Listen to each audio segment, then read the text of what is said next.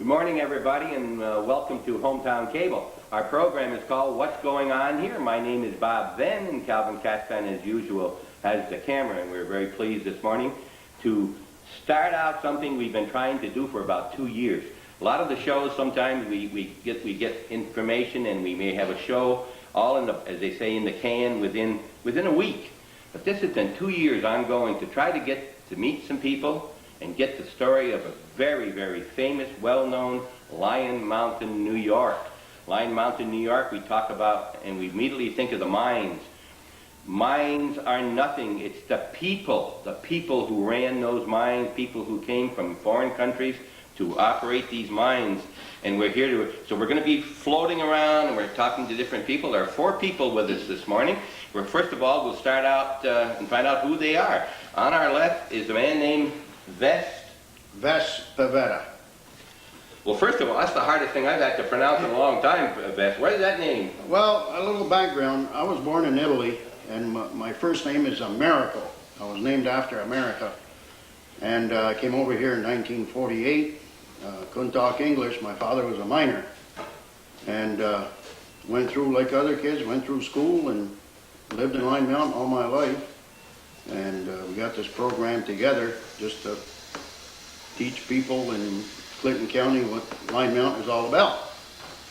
I'll get in my other life in a little while. Okay, you've got these people together for us. What do you do now with that? I'm a sales rep for Hulbert Brothers in Plattsburgh, New York. I cover Clinton County, mostly the city of Plattsburgh, Rouse's Point, Champlain. I like my job. I hope to work another 10 years, and we'll get into that later.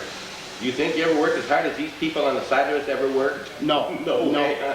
My father worked in the mines 34 years, and as we get into this program, you have to be a man to work in the mines. I had a chance to go in the mines, and my father didn't want me in the mines, and I went into service. That's about it. Okay.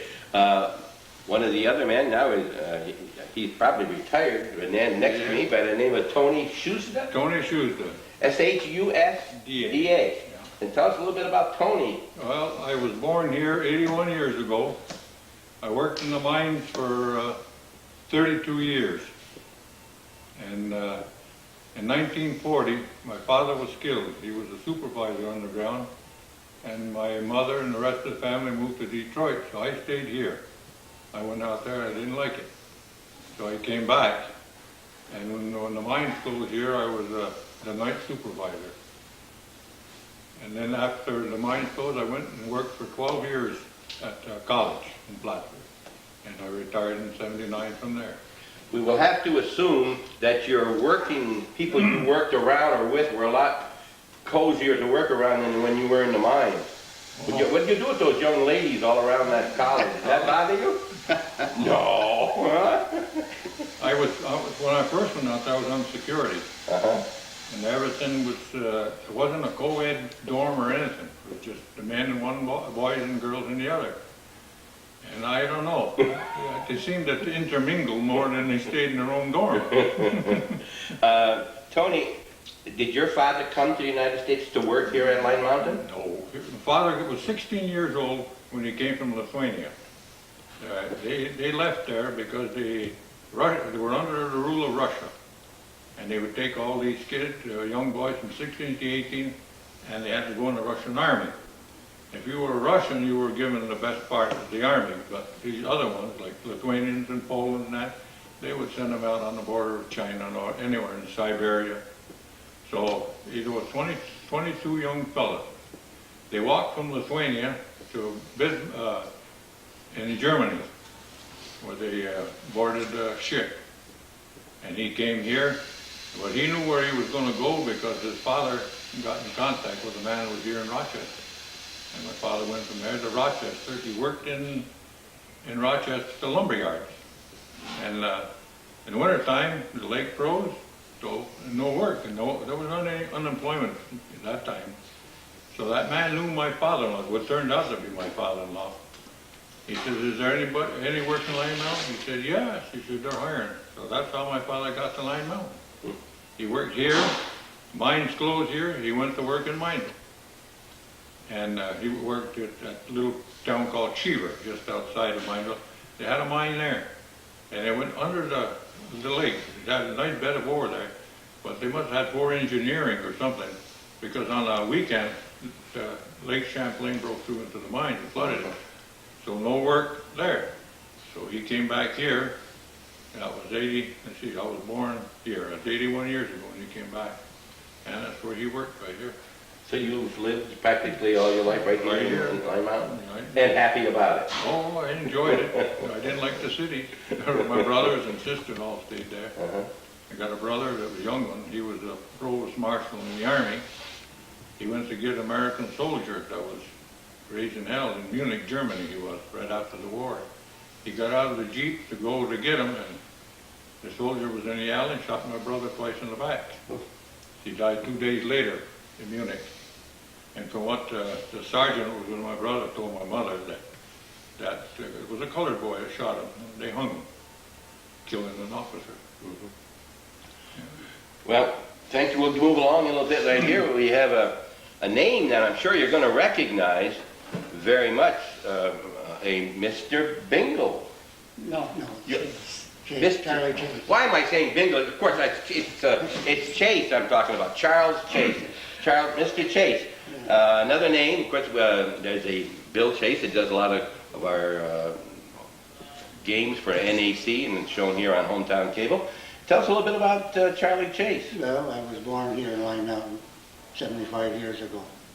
And of course I worked here all my life. And I worked 28 years here in the mines and then transferred to Mineville. I worked there 3 years. And then I retired from Mineville in 1971. Was your father in the mines too? My father worked in the mines for 59 years. And your relatives, your uncles, I imagine, huh? Yeah, my brothers did too. Your wife's father? Yes. Well, you know, I imagine we'll get into that later. Mining is what this community is about, most of the people. And, you know, people think that today farmers have a lot of machinery, but I remember back when I was raised on a farm, we did a lot of hand work. And farming is hard work, but it's, if you pardon the expression, it's clean work. You didn't have bad working conditions to work at. It was just a lot of work. You're talking very heavy work with mining, I think. We'll find out about that. Plus, not very good conditions to work under. No. You don't see much sunshine. Huh? Very dangerous. Matter of fact, I've heard that there are mules or donkeys born underground and never see the light of day. Did you ever hear anything like that? We'll get into that later. As much as that. Now, once I know all my people here, Carl Bingle, that's the name we hear a lot about because of, I think there's a state policeman by the name of Bingle, and there's an administrator in the city of Plattsburgh. You know that administrator? Right. What do you know about him? Well, I think he's a pretty honest fellow. He's pretty honest? Trying to do a good job. And, well, we get along very fine. And he's your son. Yeah, he's my son. Did you ever teach him very much when he was young? Were you able to teach that man? I did. I've taught him how to fish and hunt, how to do odd jobs, and, well, miscellaneous. Did you learn how to be honest at home too? Oh, sure.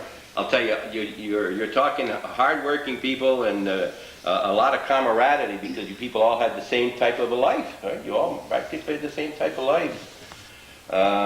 All right, that's what we're going to do. Here's the people here. Tell us a little bit about how long were you in the mine, did you say? No, I was on surface. Got 30 years of service in. I was in charge of maintenance at the Synod plant. And I'm 78 years old, born and brought up in Lime Mountain. My father come from Lithuania, my mother come from Lithuania.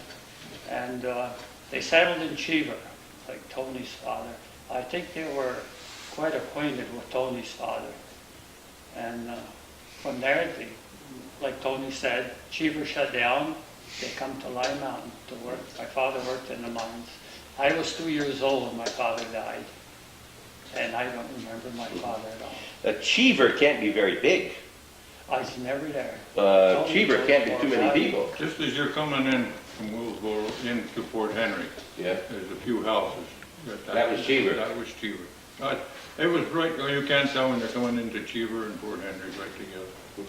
As a general question, was there much difference between the Mineville area mining and the Lyon Mountain type mining? Was there very much of a different operation?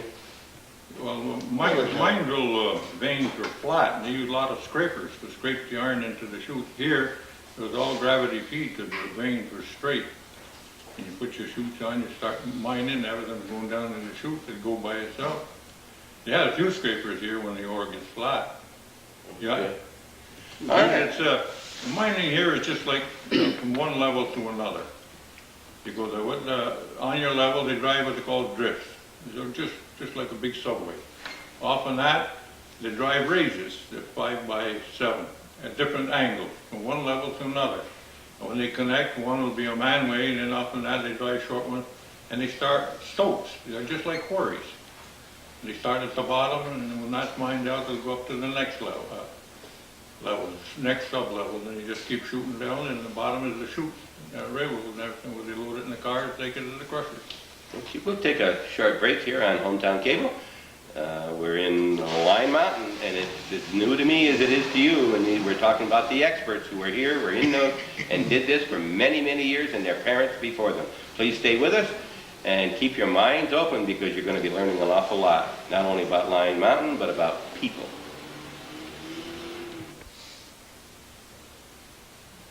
We're going to move along. I guess the natural thing to do is we found out about the people. Let's find out a little bit about how well, we know how Lyon Mountain got here.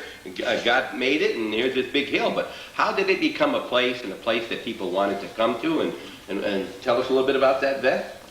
Okay, in 1975, Father Howard, our parish priest, came out with a book. It was called A Century Mining for Souls. Okay, yeah. And in this book, there are still some available. It gives you the whole history of how Lyon Mountain was developed. And I'll just read a few paragraphs, and anybody's welcome to pitch in and help me out a little bit. But in 1903, William Bailey erected a Catalan forge on the Chateauguay River, about 5 miles below the outlet of Chateauguay Lake. And the land area comprising the abandoned Paul vein and what was to become the Chateauguay ore bed was purchased by Lloyd Rogers in 1832. Now, the actual discovery of that Chateauguay ore is credited to a trapper. He was trapping beaver, and his trapper's name was Collins in 1823. Andrew Williams and Smith M. Weed were the founders of the Chateauguay Ore and Iron Company.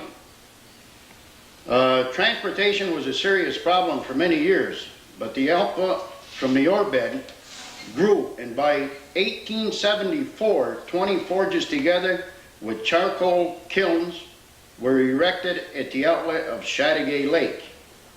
And I'll just skip a few paragraphs. In 1921, a sintering plant was built at Lyon Mountain.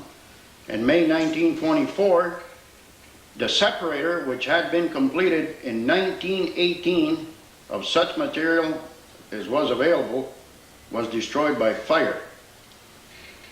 It was rebuilt in 1925. Early in 1939, Republic Steel, having taken over the Witherby Sherman mining operations at Mineville and Fort Henry, looked with interest on the Chateauguay mining operations at Lyon Mountain.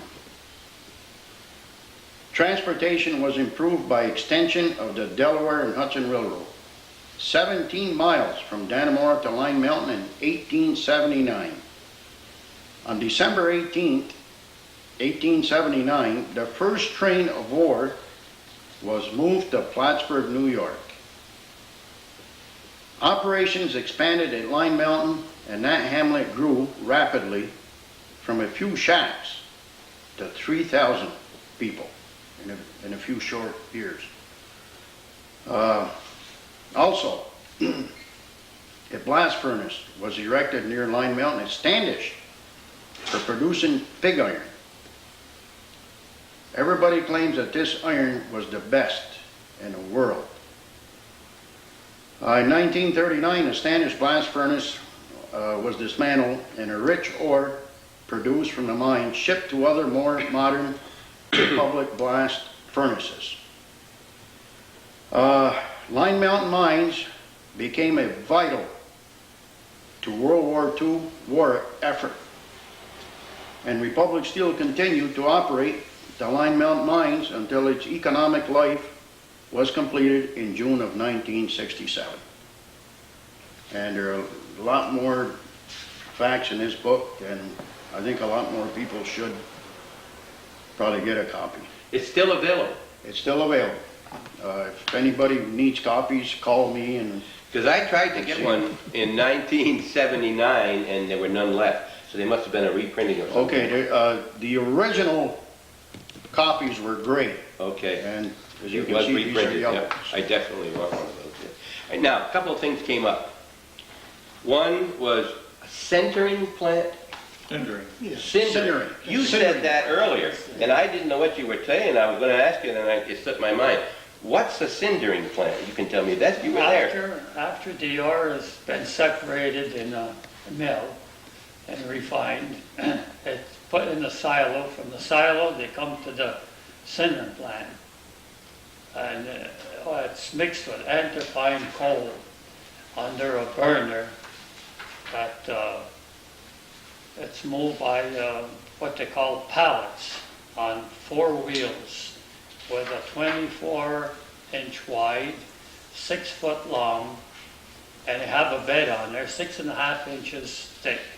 And when that past that, they have a spreader that spreads it onto these, and then it goes under the flame, and it ignites the flame, and they have a 500 horsepower motor. They have a downdraft that gives the draft, or a stove. You open up the bottom, it gives the stove a draft. Well, this goes the opposite way. The fan gets the draft on the downcut. It ignites this, and you have all these, they call them wind boxes. That machine was 79 foot long, and as it went, the draft kept pulling it down, pulling the ignition after it ignited to the bottom of the pallet itself, which was made out of iron. And when it dumped into the railroad car, it was all cindered like clinker. Okay. I remember one time we bought cinders for my driveway. Worst thing I ever did in my life, because it's like glass. It's kind of, and I didn't know why, but my kids had fallen, they would cut their legs, and it was very, very sharp. Those are the cinders we're talking about? No, that's slag from Standish Oh, furnace. I see. The cinder, this is clinker. It's, like people burning coal, Yes? well, especially in the olden days, you used to get clinker in there. It fused.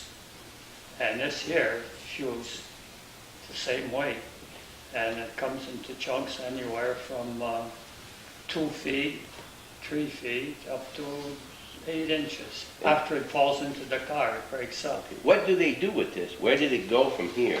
It went to Troy, it went to Cleveland, to Buffalo, to the smelting furnaces. So, Pig iron, okay, they make that from pig iron. that's what Okay. pig iron. All right. Now, the other thing that you mentioned you were reading was 3,000 people in Lyon Mountain. Now, you had to live in tents. There's not that many homes here for 3,000 people to live here. All the men that worked here, better than half of them are commuted. They commuted. Chateauguay Lake, Okay. Dannemora, Peru, all over. All right. All right. The other thing was a blast furnace in Standish. First of all, people are going to say, where is Standish? Where is Standish? Well, Standish is approximately 3 miles from here, and I'm trying to find a picture of the Standish furnace and a making of iron, which is on that picture right there. On this side? This Right side here? right here. Okay. So I'll just read a couple of paragraphs. You So- gotta remember now, Tony, Carl, and Slavin probably knows more of, when you say 3,000 people, there was many people that lived in Standish at one time, and also down the Bradley Pond Road. Okay, now, Standish is south, right? You go up over the Yeah. Yeah. hill and it's south. Okay. So at the Chateauguay Mine on the same strike as the Chateauguay ore bed, 81 Mine it was called. A shaft had been sunk from which quantity of waste, which today would be good ore, had been thrown out and left. And small groups of men dug ore during the summer by hand, and it was horse drawn through the wilderness on the Saranac River. And it was called, I think the furnace in Standish was called the Catalan Forge Furnace, in which iron was made. Direct from ore was an open hearth similar to a blacksmith forge, but larger in size. The blast was furnace either by bellows or means of a trump. The pipe that carried the air to the hearth was coiled in a stack of the furnace.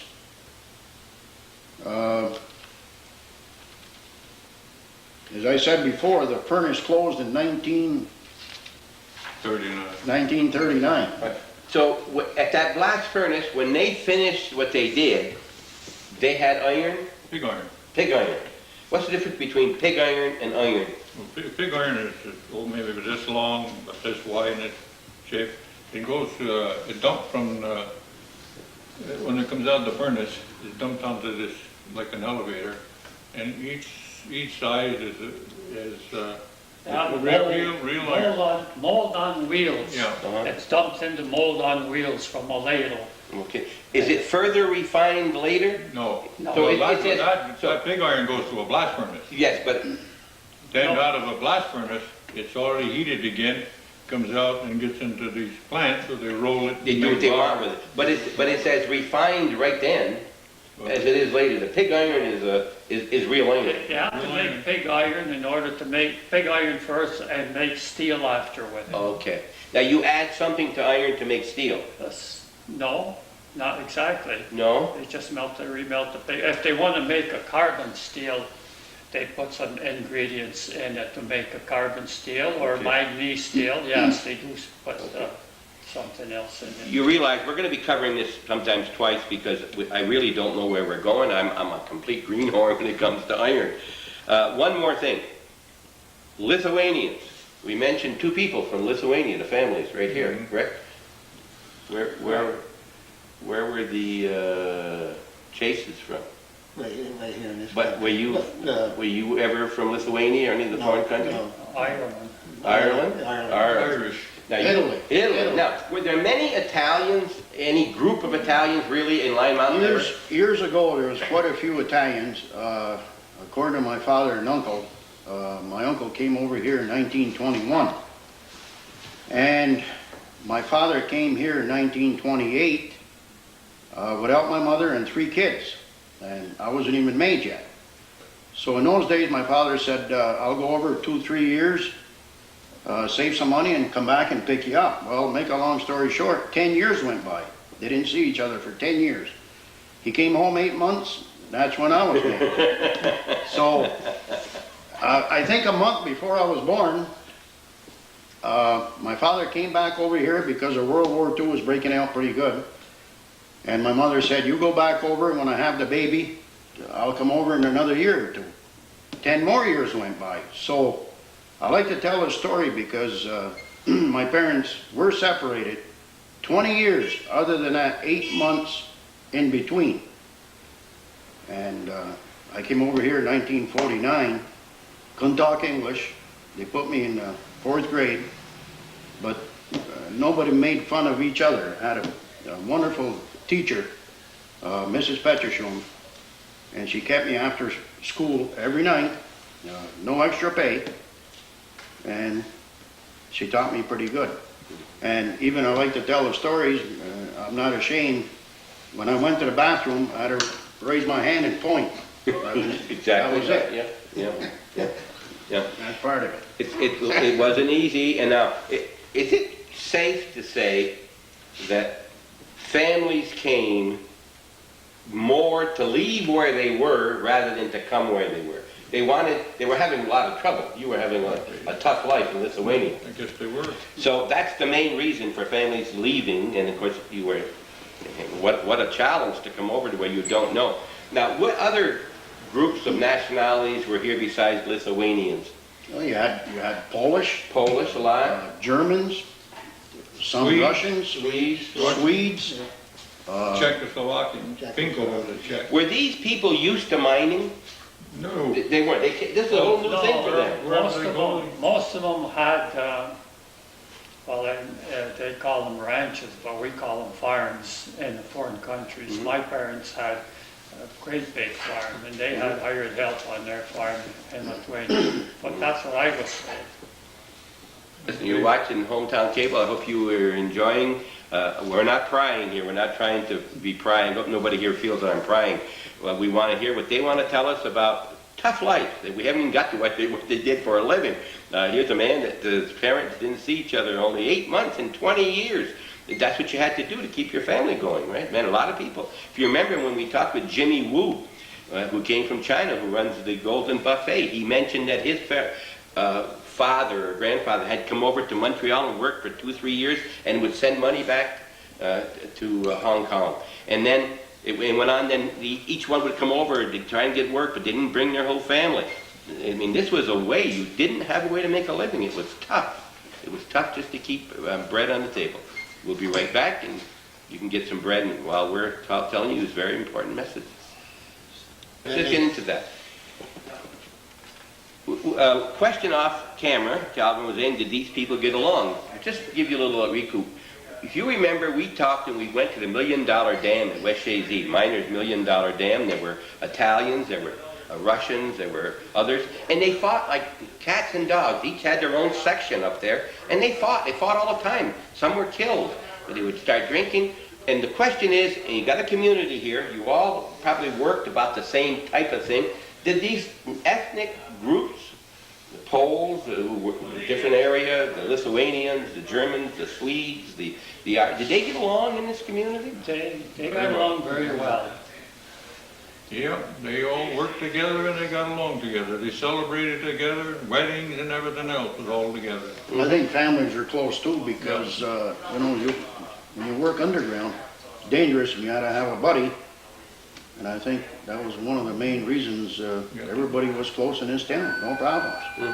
Even today, I can call anybody 3 a.m., 4 a.m. for help. They'd be right there, no problem. That's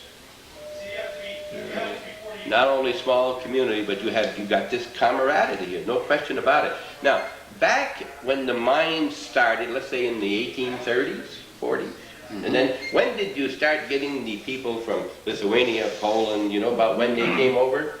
Your father came over at 16, about what year would that have been, Well, he Tony? was born in 1899. Well, he was 51, he was killed in 1940, so it was 1889 you were Yeah. born, so he came over just after the turn of the century. Yeah.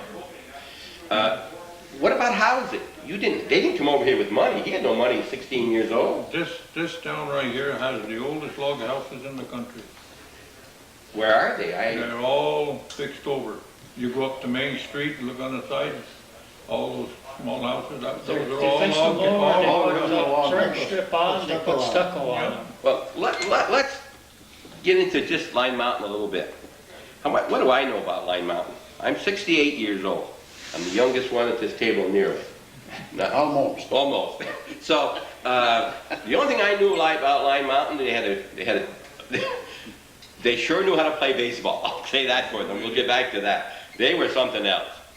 We played them in basketball when I was in high school, and they had some great athletes. I said that's all they do up there is play ball because those guys are so good. And they got a small nucleus. But when I first started working in about 1952, 53, I traveled for Dun & Bradstreet. One of the communities, I called them business places, and I came up into Denimore, Lyon Mountain. And all I knew about Lyon Mountain was a road that went through the main, that was it. To me, that was Lyon Mountain. 12 houses that all looked alike, as they say, put out with a cookie cutter. And that's all I knew. I said, where did those kids come from to go to school? There's no houses. I didn't realize that there's a little road that goes up here, and there's a lot of houses up south of here, right? That's all within the community. Now, you're not a village. You don't have an elected mayor or anything like that. You're a hamlet. You're a hamlet in the town of Town of Lyon Mountain. town of Dannemore. Town of Dannemore, but you're a hamlet of Lyon Mountain. There's a lot of, how many houses are up there? Phillips Court's got 40, all new built during the war for the workers. Up in back of here. We're just as you're leaving the town going towards Standish. 1949. Okay.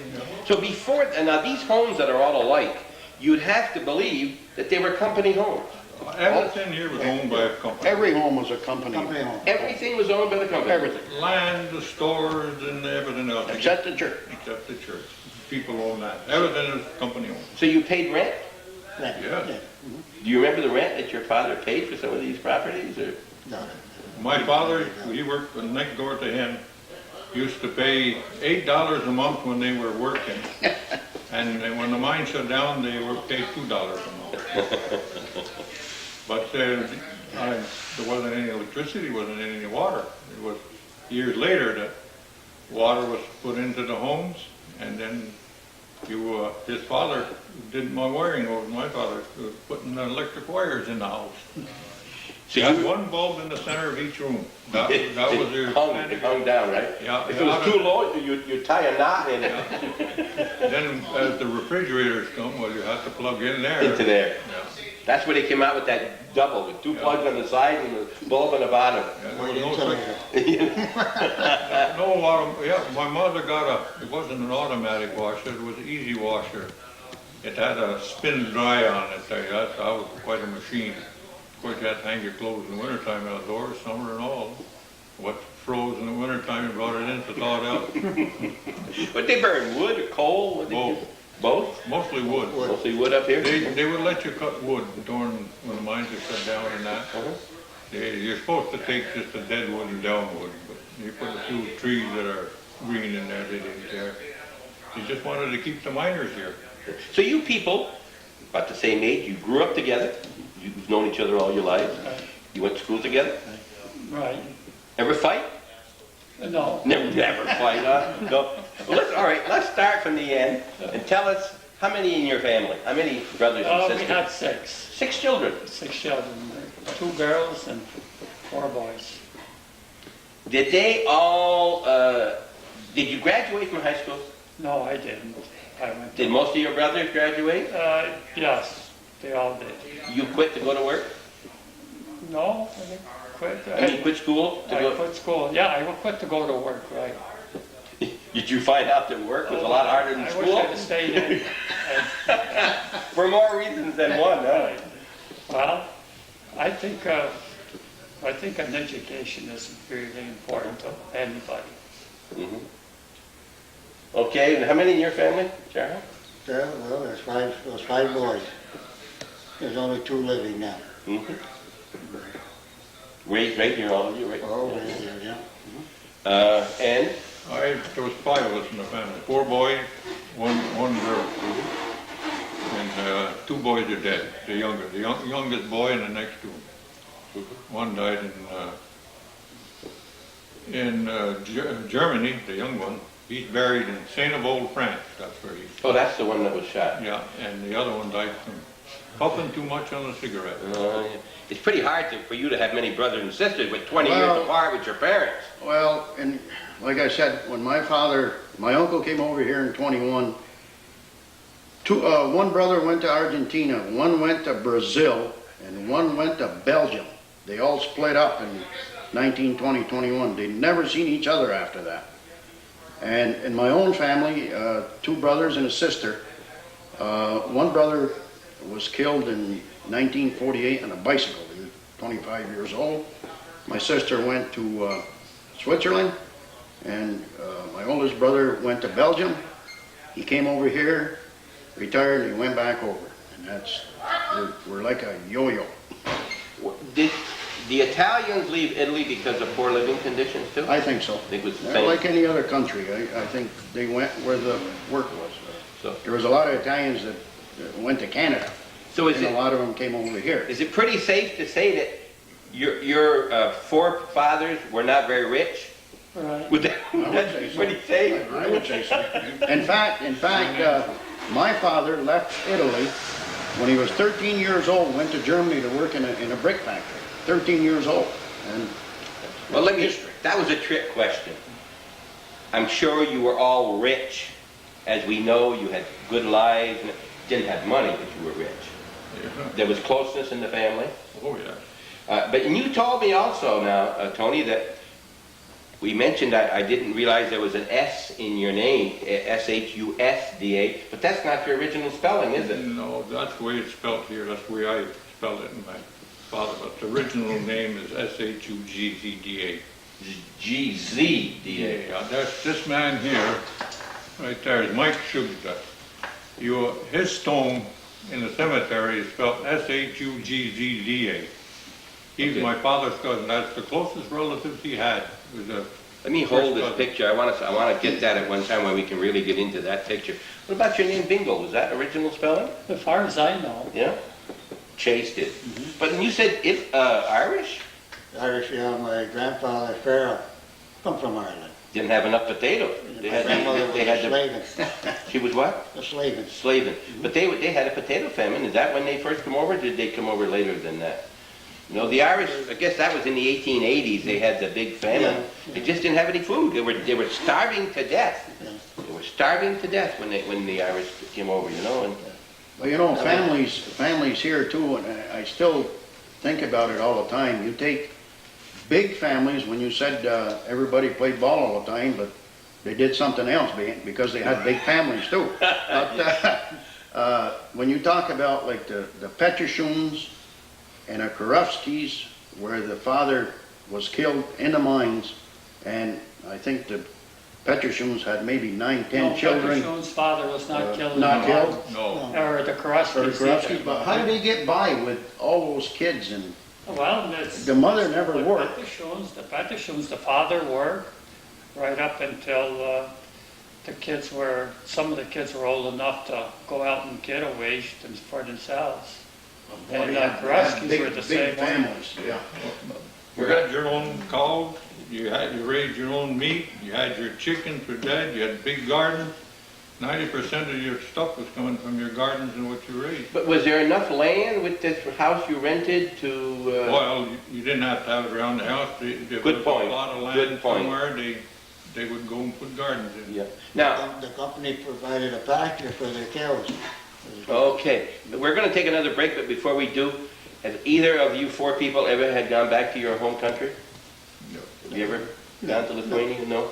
I have, You've been to Italy? yes, sir. You enjoyed that trip? Oh, I sure did. It's your Sure heritage. did. It's your heritage. When did you go? Oh, I went 5 times. The first 5 time. times? Yeah, first time I went in 1971. I went in 74, 78, and I think 81. Some relatives? Every 3-4 years. Any relatives? Well, my parents retired and they went Oh, they went over back? there to live, right. Okay. And you ever been to Ireland? No, I haven't. Never had. Okay. It's time for us to take a short break again. Thank you for tuning in, and we hope you're enjoying. We really haven't got into the mines yet. We're finding out about people at this point. And we've heard these new names, Karofsky and Petroshun, and there was an athlete, Petroshun, We got the Saskavages too. the Saskavages, Yanilavages, some of the other names. What? Yanilavich, Yanilavich, Mistrovich, and Mistrovich. he probably knows a little tongue twisters himself. No, Are those Lithuanian names? most of them. Zimitrovich is one, and there's, these names we had here, a lot of them have been shortened from the original name.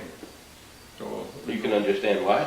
Yeah. We can't pronounce them. Kavalovskis, Kavalowskis, I remember, yeah. all the skis, there's Quechin, they're Lithuanian.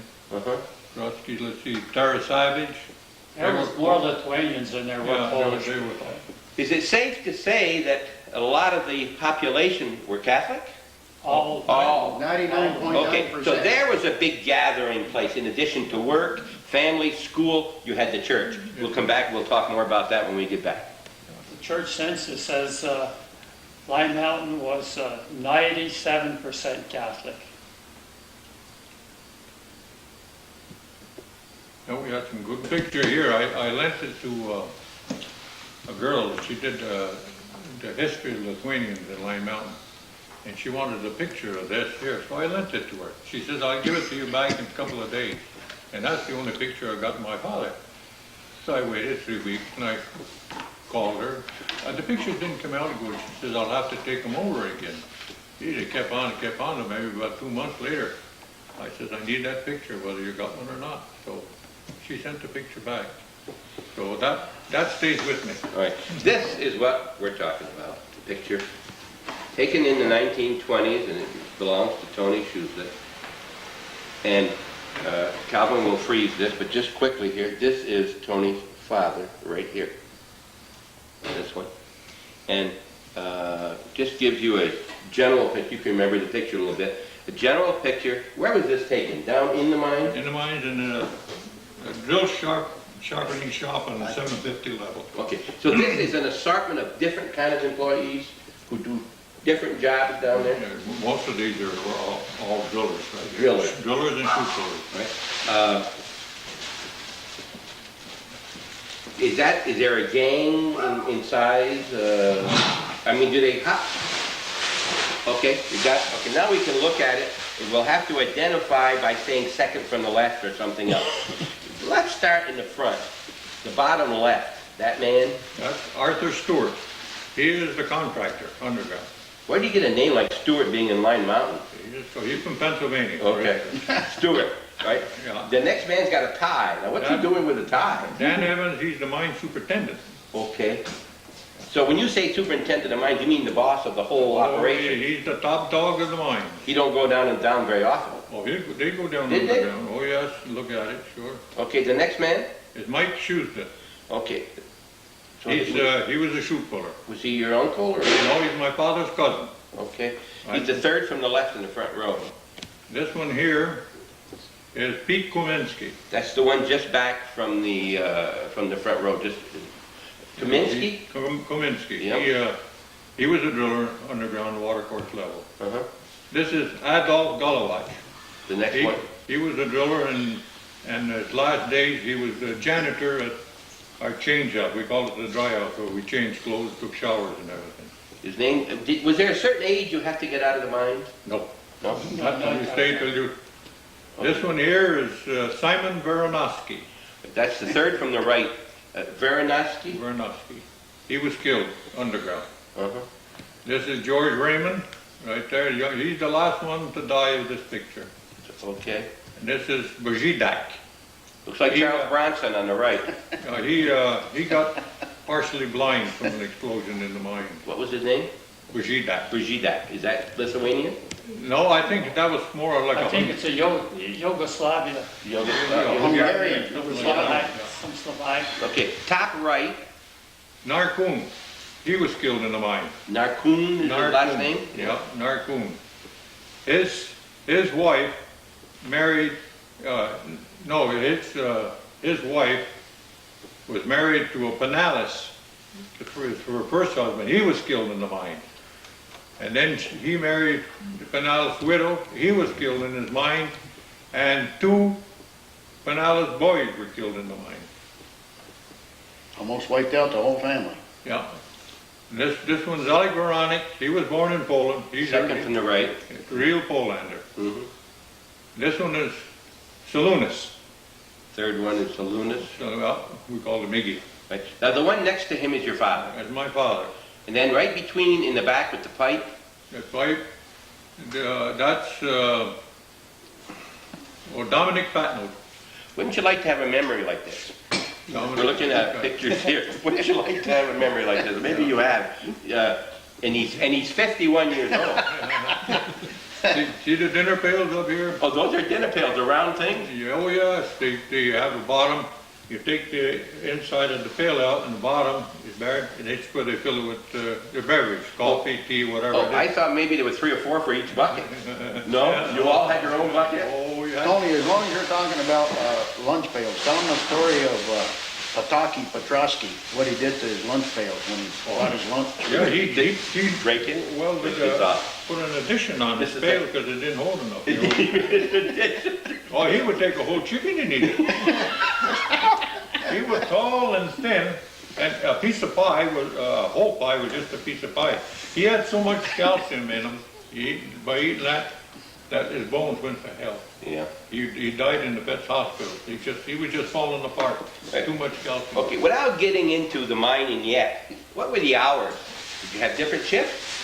Oh yeah, you worked different shifts in there. Before During we the got war, the 3 union. shifts straight.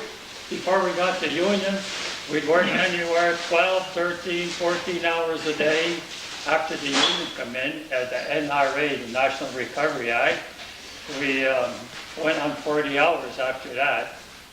But did you work 40 or did you get paid, they make you work you more and get paid extra? And you got the time and a half. That was So they did work you more than 40 even after that? No, that was just 40 40 hours. hours. During the National Recovery Act, Franklin Roosevelt was president. Okay, say, before the NRA came, what time would you start? Mostly 7 o'clock. In the morning. Until 7 at night? No, well, the mines, they were out by 4 o'clock. Okay, didn't make any difference whether it was day or night. There was no light down there anyway, except your own light. You didn't know what day it was. It was night or day, did you? Toward the later years, each level, there was a 10-minute difference in the way you went down 10 minutes when you come up. Because you went to this change house, you give them time to take their mining clothes off, go take their showers, come back and put their clothes that they went to work with. And during the war, they had to build a bigger hot water tanks and everything else. They had a lot more men working in there. Okay, so well now, when this man changed his lunch pail, what year are we talking about there? Oh, 40s, 30s? That had to be 50, 60. Okay, so he was working a 40-hour week? Yeah, he worked in a machine shop. He was a welder. Okay, the machine job, all that's underground too? No, up on surface. Oh, okay. So that if he would eat after 4 hours, you work for it and you'd eat and whatever, right? Yeah. This Kaminsky was this fellow we're talking about, stepfather. His father got killed. He was fireman in the big boiler rooms up here, but they had to steam. Your main source of energy before they got electricity and everything was steam. Mm-hmm. They had the wood, everything had to run by steam. Your pumps underground, your hoist, that was all steam. Well, I'm hearing an awful lot of people killed. One year there was 9 of them in the mine. What kind of a, I know it's hard to get a percentage, but there were very few families that were not touched over a period of 20 years with someone killed, either an in-law or an outlaw or whatever. They were related, cousins, huh? There was... Yeah, well, if there's anybody was killed in town, any miner, the neighbors would go right over. If you had children and everything else, they would take the children, make sure that they were fed. If you had a cow, they made sure there was milk. They got the food, they did the cooking and everything. It was just like one big family. And people that their families came for the funeral, you didn't have to worry about a motel in town. The neighbors were right there. Come on, we got a bed for you. It was just one big family at that time. What would happen when there was an accident? How was people notified? Was it blasts, the whistles? Or No, was there anything special done? the man from the office, whoever it was, the personnel man would come to the house. There was no general... In other words, was there ever a general cave-in where there were 60, 80, 90, 100 people down there, and there was any danger for all of them? You've never had that type of thing, right? No. There were individual accidents? Something was fused too sharp or something? Three at a time was the most. Yeah, Three. Yeah, the foreman, Which is an awful lot of people in a little community, but still. the foreman on 300, Ray Ducharme, and he had Felix Casca and Mike Rabbits. They were the chute pullers.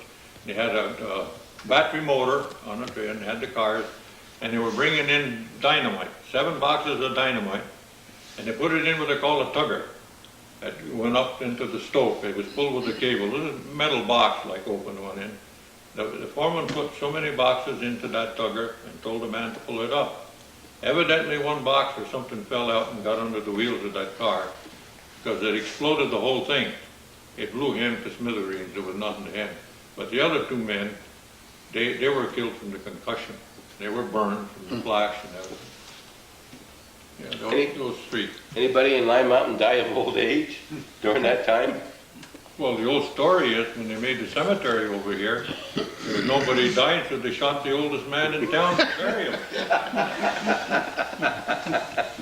sense of humor in Lyon Mountain too, even with all this. Now, Charles, I forgot here already, but what were you doing with the mines? I was a maintenance man. Maintenance. So you were above ground and below ground both? Right, all over, yeah. All over.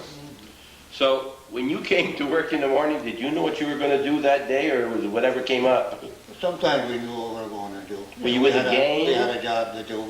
We built chutes. Okay. That's where the order come down through. And, So there was a bunch of you in that one gang? yeah, I had 4 or 5 men. Yeah. Okay. He worked for me. I was a foreman on 12 and Slave was working for me. He was the timber foreman. They built the chutes, and any place that fell in or anything else, we go fix it up. They clean drive manways, and I build manways. Put ladders. Obviously, when you're working, things don't always go good between people. You get mad at him, he gets mad at you, you're the worst boss he ever had, whatever. Did you forget that when you came back up and went home at night? Did you forget those things? You're down here at the beer garden drinking out the same bottle. So what- Beer garden. Drinking out of the same bottle. Well, I could put a bottle in front of you. If you need a glass of beer, grab the bottle, pour it in. You mean to tell me that people like that drink beer? These are workers, huh? They didn't drink beer. They drank the homemade moonshine. That was the stuff that they. Well, you know, they tell me, we did a story once on bootleg and it went over real good. I understood over the years that Merrill was a favorite place for drivers to get off the road and park during the day to get away from the police. Mm-hmm. Have you ever heard that? Merrill was a pretty popular... When I was a kid, I'd hear them coming up through the Valley Pond Road. I'd be up on top of Sweden up here, I call it. Top of what? Sweden? Yeah, first Main Street. Sweden. Yeah. That's where the bootleggers went, right up You to could hear them coming up through the wood. But wouldn't that be an awful place to be, the road from here to Standish? Well, it was all dirt road. They had But I mean, my gosh, if they put up a roadblock, there's no place to go. There's only one road. They didn't generally put a roadblock. They knew where the officers that are doing the patrol were. Yeah, they have to But they generally try to come through and they play cops and robbers. The Border Patrol would chase them or wherever it was. And when they know they're going to get caught, they had big LaSalle cars in a 16-cylinder thing. And they were touring cars, and the back was all loaded. When they get up on the Standish Road going, they know they're going to be caught. They get to the highest bank and jump out and let the car go down. Yeah. Yeah, the machinery meant nothing. They just didn't want to get caught themselves. Yeah. There was a lot of money being made. You know, we haven't done a story in about a month. I've been laid up, but I'm having a great time. I'm meeting some nice people here, and I don't know where I'm going, but right now we're kind of shooting. We're going to get to a point here where we're going to actually say what happens on the top of it, and there's a hole. How'd that hole get there? We're going to try to find that out. So we're not rushing through this, but we're going to take a short break. We'll be right back. But then, the program's called What's Going On Here? And Calvin Castan has the camera, and we're visiting with Zes Pavetta, Right? Tony Schuster, Charles Chase, and Carl Bingle. And that you don't see is Calvin Castan. Well, I got to go home. Tony Schuster's going to leave us for a short time, and before he does, we want to finish up. There's about 6 more people in this picture. Now, your dad is the 4th from the right in row 2. Yeah. Right behind him to the left is... Myron Benjamin. He was killed here. He was drilling and he hit a couple of sticks of powder and he got blind and everything. He died from shock in the hospital. Now, there's still Benjamins in the area, right? Yeah. That way we know about that. Now, the next man over the... We call him Slim Welch. Okay. What was his first name? I don't know. We call him Slim. He got drowned in Chateauguay Lake fishing. Teach him to work instead of going out and play. He was with a boy from Standish, Lashway, and the boat they had was supposed to be unsinkable. With air chambers, somehow it tipped over and got water and the boat drowned. In the spring of the year, it was the 20th of April when they went down. I didn't ask him. He even knows the date. This man is scaring me here. Now, the man with the lighter suit in the background with the big hat. Mr. Morris, Frank Morris. He was a driller underground. In his later years, he was a hoistman. He operated the hoist. Okay. And to the left of there is That's Alec Karofsky. Okay, that's the 4th from the left in the back. He's a tough-looking guy. He was a driller. He worked Yeah. in drifts and drilling drifts and that. These two, this one and this one, I wished I'd known. Okay, the one in the way to the left and second row, he does not know the name, and the second from the right way in the back, you don't know. Man with the glasses underneath. Dick Haskins. Okay. He was a driller. You know, you say you've got some names on the back of another picture like this at home, and again, first thing I looked at, and there's no names, and they should be put on this picture as well as the other because it'll get separated, and just a great picture. Now this, what we're seeing on the ceiling, that is part of the mine? That's rock. That's rock. That's all drilled out. That's off the drift. This is drilled over in this end. I got some small little pictures that show the other end. Okay. This man right here, he's at the sharpening machine. He probably knows if it goes up and down, that's about it. Sharpening steel, but it did this picture sharpening steel. Way to the right is a pole. That's one of the things that holds the... That's loose ground in under here, and you can't scale it down wherever it is. So they got this bar under it. Okay. See there's wedges under there? Right. Now, running along is another pipe way in the background. Well, that's air. Okay, so and water. you have to See push the gauge? air, yep. So Everything is run by air down underground. but you also have to shove air down there for the people to breathe. You had your powerhouse up, you had Okay. big compressors, 12-inch pipe going to the mine. Okay, we'll get into that. All right, I just wanted to make sure that we got the rest of these names in this picture. We certainly don't want to leave anybody out whatsoever. How many of those were killed in the mine? Many were killed. Simon Vernosky, Nair Kuhn was killed in the mine. My father was killed in the mine. Let's see, who else? That's him, I think. No, that's Pat. Benjamin. Benjamin was killed in the mine. That's Well, he one, died in two, the three, hospital. four. That's at least four. Four in that picture. Four in that picture. That's And pretty high then- percentage. He got partially blind from a blast in the mine. 1924, 20%. 20% of these people died in the mine. Which was always on your mind? Did you just forget about it? It's hard to forget. I know when my father got killed, he was a foreman. He went up in the chute. The man was going up. He says, "Come out of there." He says, "You're not supposed to go up there." He went up. The chute, it was all hung up. The muck didn't come down. He had the powder to fire. When he got up in there, the thing started. The water started it, and it just squeezed him. And his two chute pullers, they just left him right there and took off yelling like hell. Started opening the gate and letting him out. Well, he came along, Mike Shoes and his cousin. He opened the gate and let my father out and broke his ankle, but that's it. His doctor said all they had to do was give him a little CPR. He says he'd have been all right. He just couldn't breathe. It was Whitney and Conroy with the two chute pullers. They just panicked. Yeah, well, that's very easy to do. Do they practice what would happen if you got accidents?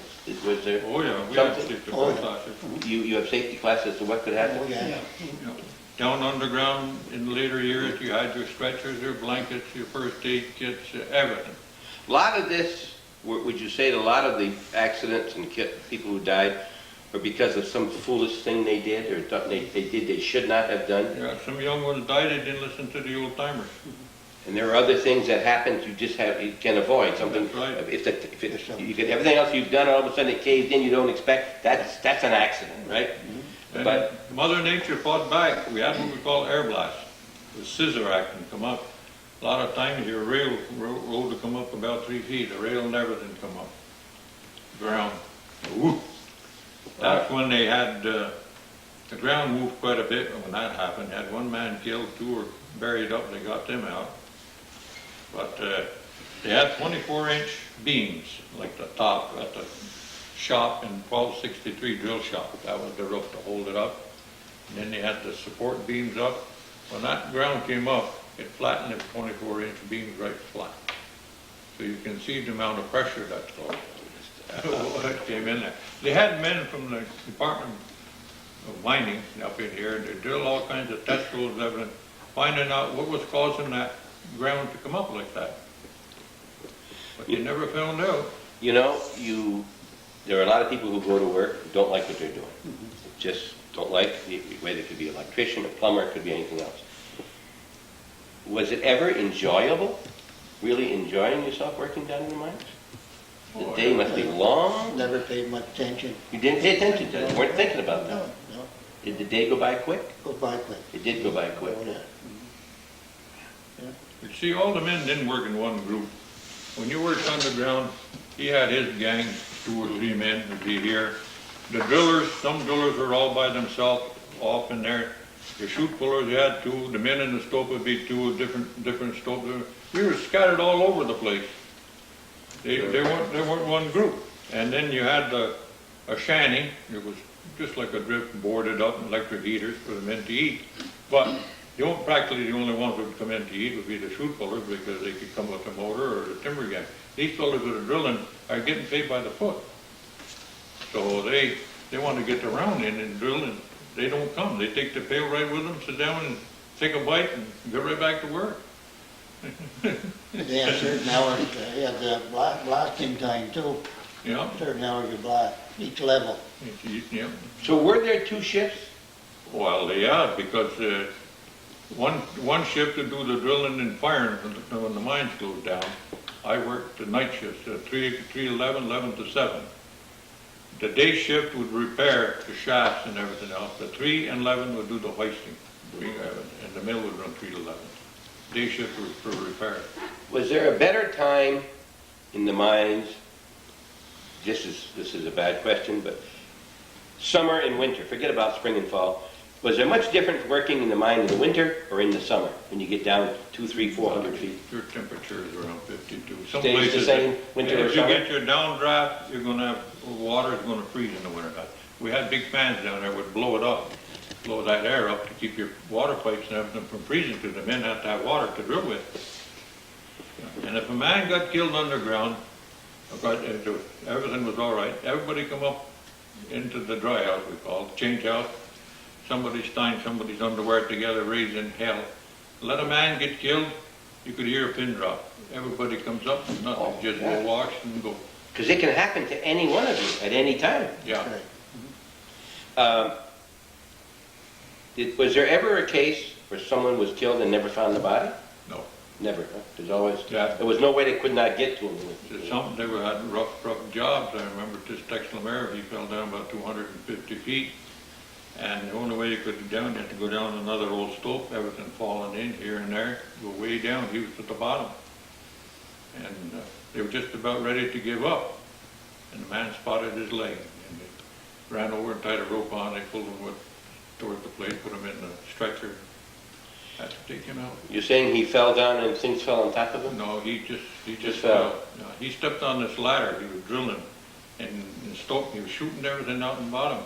He got a new rope. He put it on the pin. He grabbed the hold of it and jumped on the ladder. And the ladder just gave out from under him and started down. He had a brand new pair of rubber gloves, and he couldn't squeeze that rope. He just slid right down to the end of the rope, and that was it. Anyone ever work alone in any one part of the mine down when you go down? Or there were always 2? No, there's some worked alone. Work all by themselves. My brother talked about working alone for a while, but then they give him a helper after that. Oh yeah, now my father-in-law, he was telling me, he was a pumper. He repaired pumps and took care of the pumps. This was old number 4. They had a big steam pump, pumping the water up. He wanted more money. And the boss said, no, we can't give you more money. You work all the hours you want. So he said he tried to get $100 for that week. He worked 24 hours a day, 7 days a week, and he didn't make his $100. That was my question I was going to ask you. That was his pay. This is very tough and very dangerous. Did you get paid accordingly? Was the money good here during any given time? Was it as good, much better than a guy who worked in a factory in Plattsburgh or something? Oh, no comparison. Just they made money. You made good money, even though it wasn't a lot of money. It was good money for the time. Yeah. At the time, yeah. $100 don't sound like a lot of money, but maybe nobody else made over 10 that week, somewhere else. Our biggest problem was that the mines were shut down for so long. They'd probably work for a while, then they shut down. There wasn't demand for iron. If we'd worked steady, it would have been good. But we didn't. We worked a while and off a while. The only time we worked steady was during the war, and that was going full. So you mean there were a lot of periods there was no work at all? Oh, yeah.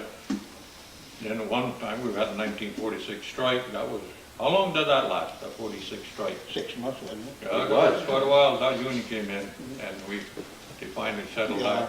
when I got out of service, they were on strike, 46. Do you think the mine could have continued after 67, or was it just Oh, yeah. changes? You think There was a lot of iron in there, but to get the iron out, it was cost around $30, $33 a ton to get it to the surface.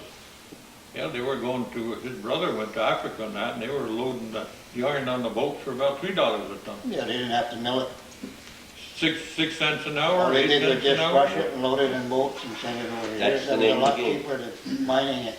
Tony, before you go, can you explain to Bob how you got down in the mines and how long these shafts were and how you We're gonna get have, to your before, point? I was gonna withhold from that, because I don't know how long, that might take a while. Are you gonna be able to come back? I think so. Okay. But I got Okay, why don't we let him go and we'll take a break, and then we'll get back and we'll get into that, because I do wanna cut that short. You will be back, you think?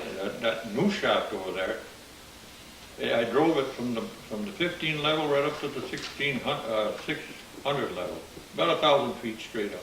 See, we have no idea what you're talking about, but we wanna find it, we wanna find that out. We'll be right back. Making a hole straight up. Yeah. 8 by 10. Yeah, but my question is, how do you make a hole straight up when you're going down instead of up? You're drilling. So you gotta go down first. The machines we have has got a leg on it, about that long. It's about that long, a pipe. Inside is another one. The air pushes on this leg and it pushes that drill right up. As it drills, the machine... So you're telling me you're down a half a mile or so before you can start pushing up? Well, it all depends what level you're on. Yeah. And those holes are all still underneath ground here, right? You got a regular community down there. You could... Well, I'll try to... Okay, we'll get back to you later. I gotta cook lunch for my... You know, everything in life, some things come easy and some things come hard. Lyon Mountain has come hard because, number one, we don't know many people up here. We know Bill Bingle. I know, I can't even think of his name now, but I know him. And they were families here. He teaches over there in Ellenborough School at Northern Adirondack. And it was tough to get this set up. We talked with, got some ideas from Ralph Gilpin, our town clerk. I never followed up on some of those. Bill Bingle was involved trying to get some work for us. And then, how did you get involved in this? Well, I originally got the call from Bill Bingle, and Bill and I go way back, and he asked me if I could coordinate a few men and a few pictures, and that's what we're doing here. How long ago was that? That wasn't that long ago. Oh, probably a couple of months ago, maybe I first talked to Cal, and he showed me a tape that you fellas did, and I was pretty well interested in it. You see how informal we are. Oh, Sure. yeah. It's nothing hard, nothing you got to study for. I enjoy it. But once you got involved, things started to happen. Really started to happen. And I got laid up, and then this was scheduled for 2 different weekends before and been changed for one reason. One of them was because of me, and one was because of other things. But here we are here today on the 21st, on a Saturday, and we wanted it on a Saturday if possible so that Bill could be here, but Bill won't be here, I guess, today. I haven't talked to Bill for 2 weeks. Okay. Did we take- I've called him, and I think he went down to see his daughter one week, and And things are happening. He's been busy. And the more people you get, the harder it is to get the people together. That's right. You can certainly know that most of the talking so far, what we've talked about has been Mr. Schuster with the picture and things, and what a memory that guy had. Not that these people haven't. So we're going to get into something now, because I don't understand any of it. So I don't know what he did, and I'm finding out what he did with the cindering plant, and we appreciate very, very much your getting this together. This is not easy, folks, and we hope you appreciate that. And when you see any of these people, anywhere that you're around, you say you travel a lot up north, the Hulbert brothers. Now, Hulbert brothers brings to mind Delhi, New York. When I traveled, one of the places I was traveling was Delhi, New York, down in the Catskills, when they were just setting up the water reservoir for the city of New York. And they just wiped out 4 towns near Delhi. And so that when the Hulbert said they came from Delhi, when I first met them, I knew a little bit about Delhi, New York. Now, one of the things they had, well, before we get into the church, money. He says they were well paid. Your father was a driller? Chute puller. A chute puller. What is that? They, I believe, well, maybe Carl or Slavin can explain it better than I can. What's a chute puller? The muck would come down, the ore would come down into the chute, and they'd have their train of cars, and they'd fill each car up with ore, and then they go dump it in your How plant. do they move it? How did the Yeah, vehicle the get? electric motor in the front. And then someone drove that, or Yeah, and you didn't have to steer it because there was a track probably? Was there a track? His father had a buddy. He Was run there a that. track down there? There's tracks. I'm trying to find a picture of a chute puller. So there's a picture of a, I think this is just Yeah. interesting to Yeah. see now. Yeah, that's a If you wondered where they were, look, there it is. This is a shaft, I guess, not a That's shaft. right. Shaft is up and down. No, what's Well, it? this That's is a drift. this is a drift. That's a drift. 1,813 foot level, that's down 2,000 feet and 1,800 feet. If you know about baseball, it's about 350 feet out to the fence. You figure 5 of those. That's how far down you are, right? And then you start going off sideways. So there's a track that they moved this on. So then Tony was a driller, which we'll find out more about later. Okay, here's Bob. Here's a picture of the ore chutes, what Slavin was talking about. Okay. See, the ore comes down a chute, and then they had to load it up. And there's where they on the load cars. it into the cars. That's right. That's Okay. right.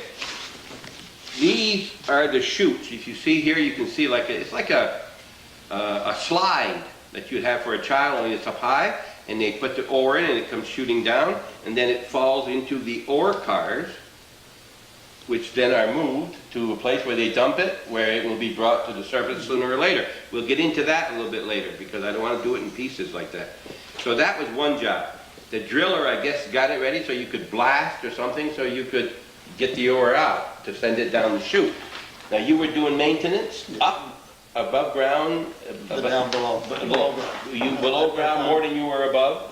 Below ground more, yeah. Okay. And you were mostly above ground, you said? On the surface. On the surface. I did all my Okay. work there. These jobs, to me, would be, the most desirable would be yours, because you don't have to go down in the hole, all right?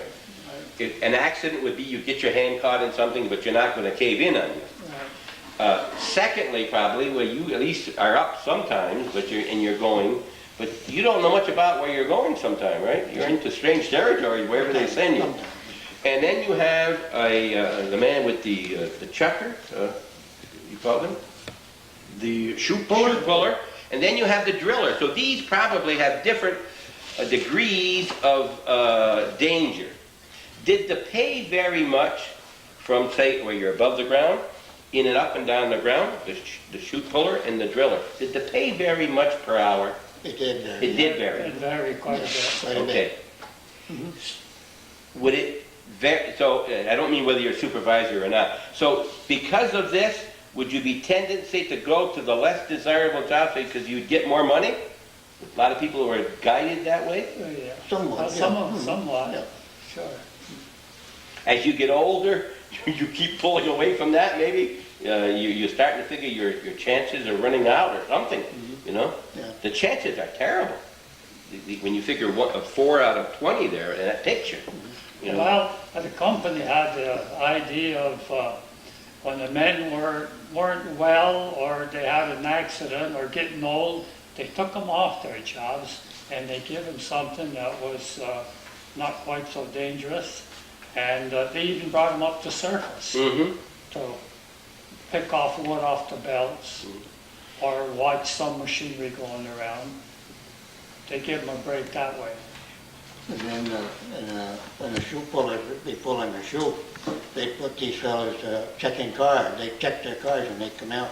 They mark them down. You know? And then the shoe pullers are paid a bonus. The more you So it's haul, the more piecework. money you There make. is, okay. Yeah. Did it do any good to make extra money? Or did it go quick? I guess it went Easy quick. come, easy go? Easy come, easy go. Was that a case too? Yeah. And, you know, I remember coming up here one time with I don't remember the names. My wife was in the hospital with a lady, and we came up here. She invited us up to eat. And we went to the house, and we went out to eat. And she said they lived very good, very quick, and they had no money saved because they didn't know where they'd be tomorrow. And I always remembered that as being a tough way to live. That you might as well spend it today because you don't know if you'll be here tomorrow to spend it.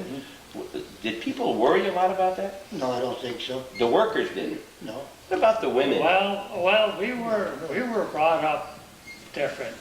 We were brought up to make sure you have a roof over your head and food on the table, and you have money for a rainy day. And you raised all your food in your garden. We kept pigs and chickens and canned vegetables out of the garden, raised all our own potatoes. Therefore, you could save $1. When you say we, you mean your family? Yes. So We did a lot of canning too. So you're telling me that because you could afford a Buick instead of a Volkswagen, you didn't always get it. You rather put it away instead. All right. Is that right? That's right. Because there were layoffs, there was not as much work at times, right? That's right. It gets slack. Mhm. And there's health problems, right? Something comes up, you save for weddings for your sister. Yes, I would say so. Yeah. Sure. The women, I was hoping we could talk to a lady. It must be a completely different feeling for the mothers and the wives of you people. Did they live in fear? I imagine they did, sure. Yeah. Yeah, well, you could say that if they didn't have any money for tomorrow or, But just the danger of the job? Just the danger of the job. oh, danger of the job, yes. They talk a lot about it at home, do you No. remember? It wasn't a conversation as No, such, that huh? wasn't conversation. You remember it? Well, you gotta remember too that if the breadwinner was killed, they didn't have, welfare or unemployment or big pensions or That's social so- security and, I mean, that was a big problem in those days. Absolutely. Now, you bring that up because many people who are watching just don't know what the heck you're talking about. They thought there was always unemployment and always someone to help you. If you didn't work for a month or two, for whatever reason, was there any kind of compensation from the company at all? Well, maybe Carl and Yeah, Charles. they had no compensation. It was almost nothing. I know Dorothy Pinellas, her husband got killed, and they give her somewhere around $16 a month. 16. 16 compensation. And I think she's still getting it. She's in the housing in Lyon, and I think she's still getting about that same thing. She still gets $16 a month. $16 a month. Did you do any health benefits at all from the company? After we got a union in here, yes, we did. We had good insurance from the company, both life and health. So you were both before and after the union, both of you? Yes. Do you Union think, didn't come in till except as being an employee and an asset, do you think the company cared much for their people? Was the company good? well, I'm not talking about individuals now, but the company in general, did they, you mentioned if you couldn't do one thing, they would bring you to an easier job, but in that respect, yes, they helped you. That was in the later years. Yeah. But, they talk about the company store and the company gets all they can out of you and then, boom, they talk about that as the company is abstract. Today, there are some people still like that. Some companies overly good to their employees, but they were living in the community too. They were part of the community. They went to church with you. They did everything else, right? No, they weren't overly good to us. Everything we got, You earned it. we earned it. We had to fight for it. If it wasn't for the union, today we wouldn't have a company pension. That when they closed their doors, but still they had stipulations in it. You had to have 30 years of service before you could get a pension when they closed the doors here, June 1st, 1967. Did do most people who worked there or did work there have a pension now? No, there was quite a number of them. They got what they call a vested pension. You had 15 years of service. They give you a vested pension after you reach the age of 62. There's quite a number. There's quite a number. They give them severance pay. You had a choice. Take the vested pension or the severance pay. They paid you out one lump sum for that. There's quite a number took that too. Would you say as a general rule, those who work there and who are still living in the area that aren't working anywhere else, are they at least living fairly decent? Well, most of them are dead. Most of them are dead. Yeah. That's a good point, you know. I kind of forget that 30 years ago that the plant closed. Within a year, it's 30 years. You think of 67 as being recent. Even Calvin was born 30 years ago. But you forget that's an excellent point, Carl. It's an excellent point that, you know, we forget that 30 years is a lifetime. You know, writing this down, I think there's only about 11 or 12 that are getting the company, that are still alive, drawing company pension. Is that right? When I say a lifetime, I don't mean a lifetime in the sense of, but I'm thinking of a generation, I should say. A generation is about 25, 30 20, years, 30 years. Is a long, long time, yes. When did the union come in? What year? What year? I think it was 1953, right? Oh, that late? Yeah. Yeah. Was this one of the last mines to be unionized? Like, you know, you hear about the I think so, Pennsylvania. And, Up in the north, The north, country, yes. uh-huh. You talk about a strike in 1946? Was that about the time? They had a big strike. Big strike. 6 months. Yeah, I should have taken Did that get dirty here? I mean, was it rough? I don't mean Yes. money-wise. It and- was. Oh, yeah. It was. The company didn't want to arbitrate, or they didn't want to give in. Was that for money, a lot of it? A lot of it for money, and well, they just didn't want a union here. That was it. Of course. I can understand that, yeah. Was that just a local strike or a national or what? The local. But you were part of the United Mine Workers? Was that part of that thing overall? Yeah, Mine no, was- Did the people come from Detroit and so forth to try to set up the union? There must have been out-of-town people Oh, yeah. Oh, yeah. that came to set it up. Yeah. Did your life change a lot after 1953 in that next 14 years? After the union got here? I'd say it got better. Yeah, Got better? yeah, they got better too. They got better? Oh, yeah. Working conditions improved much for you? Oh, yeah. They got a good safety program in, and hours work. If you didn't want to work, if the company says you must work more than your 8 hours a day, you didn't have to if you didn't want to. That was one of the union laws. You couldn't force a man to work any more than 8 hours. Now, And then you got time and a half if you did work Yep. over, and then Yeah. if you worked on Sunday, you got premium pay. okay. You know, there are many people out there who are watching this, including myself. I worked for the federal government, and I had up to 13 days a year off for sick time. And, you know, I didn't use it. I accumulated it. You were able to accumulate it. Before 1953, if you were ill, and everybody gets sick, don't feel good, if you didn't go to work, did you get paid at all? Anything? No. Nothing. No. Nothing. No, you had a card to punch. You can think of today, you think That's today that if you don't feel good, you go to work and you kind of don't do much. It's pretty tough to do that when you're down in the mine and doing the jobs you had. It wasn't able. It wasn't able. I think of them. I think of farmers who can't afford to be sick. The animals got to get fed. And even closer than that, I think of poor Calvin. Calvin can't afford to be sick because he's got these things going all the time, and every day, 2, 3, 4 events he's taping. And it's very easy to think, you know, I don't feel good, I'm going to lay down, and the doctor says go home and keep your foot up for a week and come back and see me next Monday. Well, you couldn't do that. People, you know, they were living week to week and so forth. All right, we'll take another short break. We're going to come back and talk a little bit more about the community, about the church, because in addition to all of the nationalities that held them together, the work that held them together, the school, one of the main influences, and they were very, very strong, religious. And 97%, you said, were probably That's Catholic. what the church census said. Just think if you weren't Catholic, you didn't get along very good in this community. Only 3 of you out of every 100.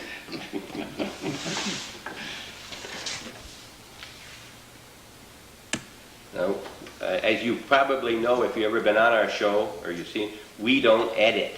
We don't go home and take out things that people said. There's one person here who hears everything, and that's Calvin. He's sitting here and he's listening and he's making up the story in his mind as we talk.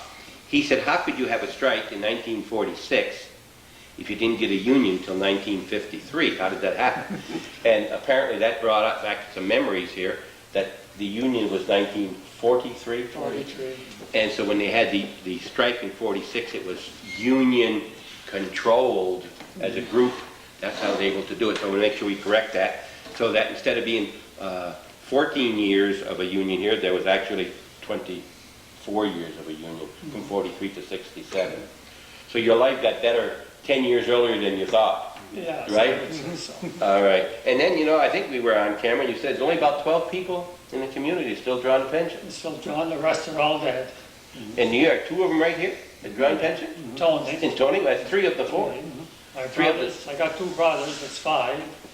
Stanley Pettershun is 6, and this brother is 7. That's all I can think of right now. If something happens to one of those 7 to 12, does their wife get a pension after they die? Part of it? No. Nothing? No, but slavemen come in. See, when the Republic shut down June 1st, 1967, that's when they closed the doors. Our contract expired with the company. Where slavemen went to Mineville to work. They shut down 1971. They worked there long enough to sign another contract, which put a clause in there that their wives would get some sort of pension when they passed away. Okay. You don't have to worry about eating, Carl.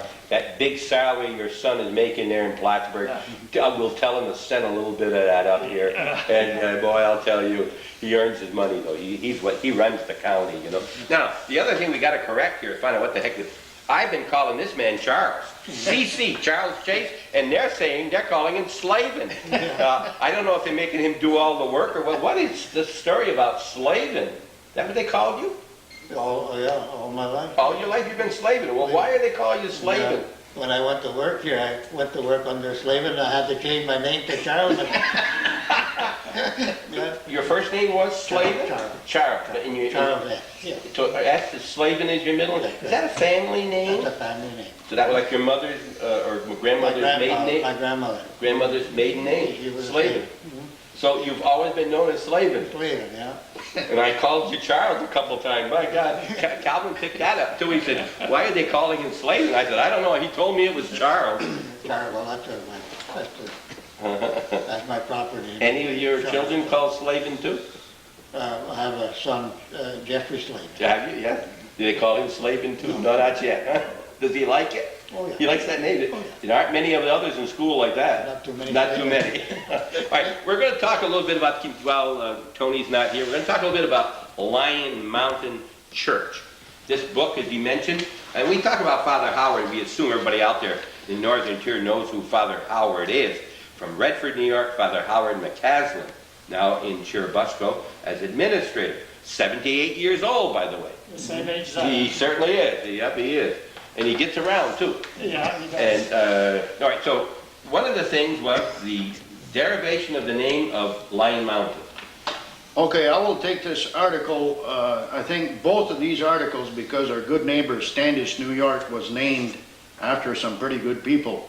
But this article came from the Delaware and Hudson Company on June 1st, 1928. And Lyon Mountain in Clinton County was named for Nathaniel Lyon, who came here in the winter of 1803 from Morristown, Vermont. He crossed Lake Champlain on the ice to Plattsburgh, New York, and then went by ox sled to the southern slopes of the mountain that bears his name, which would be Lyon Mountain.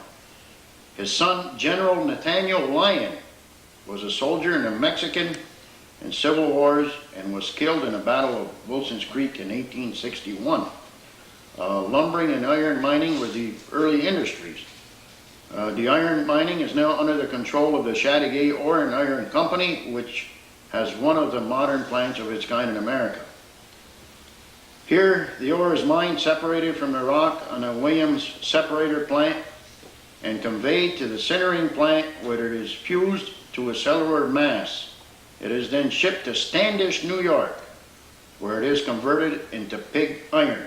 And Standish, our very good neighbors, formerly named Williamsburg, was settled by two pioneers of the iron industry in that locality named Bowen and Williams, who constructed an iron smelter here in Standish about 1873.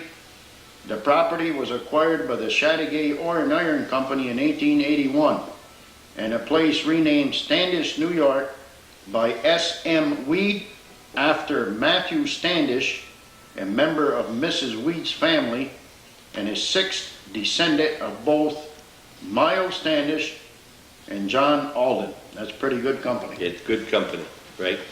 And that, Standish today has how many people? Are there 200 people live in Standish? Less than 200. I'd say probably 60, 70. Not very many. Is there a store in Standish? No store. Not a store, There used to be an old general store. but there's no more store there now. That brings up another point. And I tell stories by Lyon Mountain, they say, get out of here, that never happened. When I came up here in the 50s, I only knew of one store, and I said I had credit cards for gas, and I said, I hope they got gas, I'm running low. I hope they got my kind of gas, because I've got several credit cards.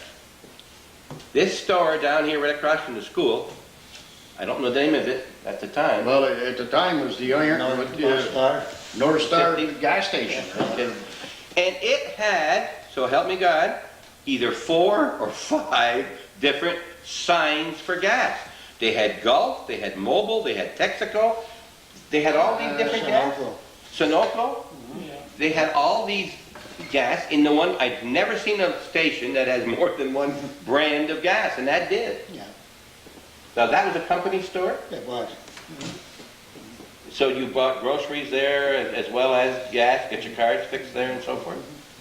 And that was right there on the main street. So when I tell you that or you hear it, there were that. And I didn't think I was dreaming, I didn't have a picture of it, but all these different kinds of gas. Well, in those days, just like, what was it, Tennessee Ernie Ford with that song, I owe my soul to the company store? Yes, you think of that, that was it, huh? That was it. Did you run an account there? And then they take it from your pay? Could you do that? You could, yeah. You could do that? All right. The other thing before we get into the church is that all those houses are like you said, at one time, most of the houses in the community belonged to the All of them. all of them. I'm not going to say Every most. building. All of them, every building. Even the Allen houses. And they owned the land. Yeah. Everything. Now, there came a time when those houses were made available for sale. Is that right? Yeah. 1955, 56. All of them? All of the All homes? of them. Yeah, So they gave first option to the person living in it? right. They did. Galbraith was the one that had the contract to sell the house. Who was that? Galbraith from New York Pittsburgh. City. I think he was from Pittsburgh. Okay. Or New York. They had the headquarters New York City. Yeah. Okay. And they gave you a chance to buy the house and the land? Right. Were they expensive? No, no, my house, when I bought my house, I paid $1,500 for it. How big of a house do you have, Carl? I got a 6-room, 2, 3, 6, 7 bedroom, 7 rooms in the house. It's a cinder block, the blocks are made out of this sand, come from the lines, and then they put stucco over it. A basement? I have a You basement, do? yes, So you bought yours? yes. Did you have to pay it cash, or don't you pay it over a period of time? If you wanted to take 20 years, you could, They financed it? yes. So the big houses along downtown, they were two-family? Two family. Are they still two-family? They're still two family. Two-family, so you'd buy your half? Buy your half. You know? So previous to that time, was there any school taxes? For the people, No. you didn't own any land. No, No, not until after they sold. They sold them. The company paid all the school taxes They did. and the land tax. So that was an added benefit that you kind of forget when you're talking salaries, right? Right. That was a big benefit. Well, when the company was, I don't know, they were paying somewhere near 10 cents an acre for wildland, so I don't think it broke the company. I don't mean that, but I mean, it was an asset for you to have this house that you lived in. Of course, Oh, once yeah. you bought it, it didn't Yeah. cost you much to live in it either. Right. Not at $1,500, but it was worth more than $1,500. Yes. What if there came a time here in 1952, okay? They were still hiring, and I came in here from Mineville, and I'm going to live in Lyon Mountain, and every house belonged to the company. What did I do if I couldn't find a house to live? They were all taken. I think you went on some kind of a list. Oh, I think you okay. went on some kind of a list, and if somebody moved out or died, Okay. first Then- come, first served. That's the way it was working, okay. Otherwise, I'd have to go to Denimara, Merrill, Chazy Lake, Plattsburgh, or one of the other big Right. communities in the area. Yeah, Champlain. Champlain. Were there many people from Champlain and Rouse's Point that came up here to work in the mines? From that far away? Not too many. Not many. That Most one of there, them, most- Chateauguay, Ellenborough. Plattsburgh, Ellenberg had a Ellenberg. lot of them up here. Redford, Saranac, up that area. All right. Forget about work. There came Well, a... let's keep with the houses. Okay. You retired? You have to move out? No, after they retired, that was before the company had them. Some people moved out, some people, the company let them stay in the house Even after they had retired. after they retired. And they paid their... That's going way back before we owned them. Mhm. So in a way, that was a good thing by the company. Right. That was a benefit by the company, you know? Yeah. What did you do in this town? You had the school, which was a big thing. You had, sports there. And what do you do in the evening? What did you do in the evening? We had movie theater. They showed movies twice a week. Where? Did you have a theater? Or the prison is there now. At the school? At the school. They had a movie in the school? Right. Yeah. Well, all The right. school and the auditorium was a combination. Okay, so TV was great when it came here to Lyon Mountain, huh? Yeah. You probably got some of the first stations from out of Schenectady than anybody around the area, because Denimara did, and you were higher. The only place we could get was Canada. Is that right? Channel Channel 2 2. French. Speak French. That's That's all we got. Well, Watch the ball games in French. Lithuanian and French is a lot the same. Right now, we only get Channel 2. I only get Channel 2, 5, 6, and 12. I only get 4 channels. Still don't get it, yeah. So we still can't get, a few homes can get Channel 5 perfect, but for years, like where I live, because of the sand pile, you couldn't get Channel 5. All you could get was the voice and snow. And all you could hear was the sound. And I went through that for years till I got a dish. Just And the that sound. sand pile- The sand pile did all, couldn't get the signal. What about these new little dishes now? Are they helping out? Anybody Oh, yeah. got them up here? Oh, yeah. Oh, I got a dish, yeah. Yeah, you got a dish? Yeah. Oh, yeah. You like TV? Oh, yes, I love it. Wait till you see this, you're gonna love it. Yeah. Listen, you don't know what you're missing by not seeing these over the years. You know, we have done over 430 like this. Just sit and talk with nice people. I can't do a better thing in my life, really, and I don't get paid. This is strictly volunteer. So I pick up donations from the people I talk to after some time. Oh, you do? Did you know that? Yeah. But I don't take any wood for that. Listen, what else about the housing? Anything about the housing else that I should ask you that I don't know? Did all the houses sell? Oh, yes, They all sold? everyone. There wasn't one vacant. There was no restrictions as to who you could sell them to if you wanted to sell it later? Oh, yes, there was. Well, there was a there restriction. Restriction. There's no business for 25 years of any kind.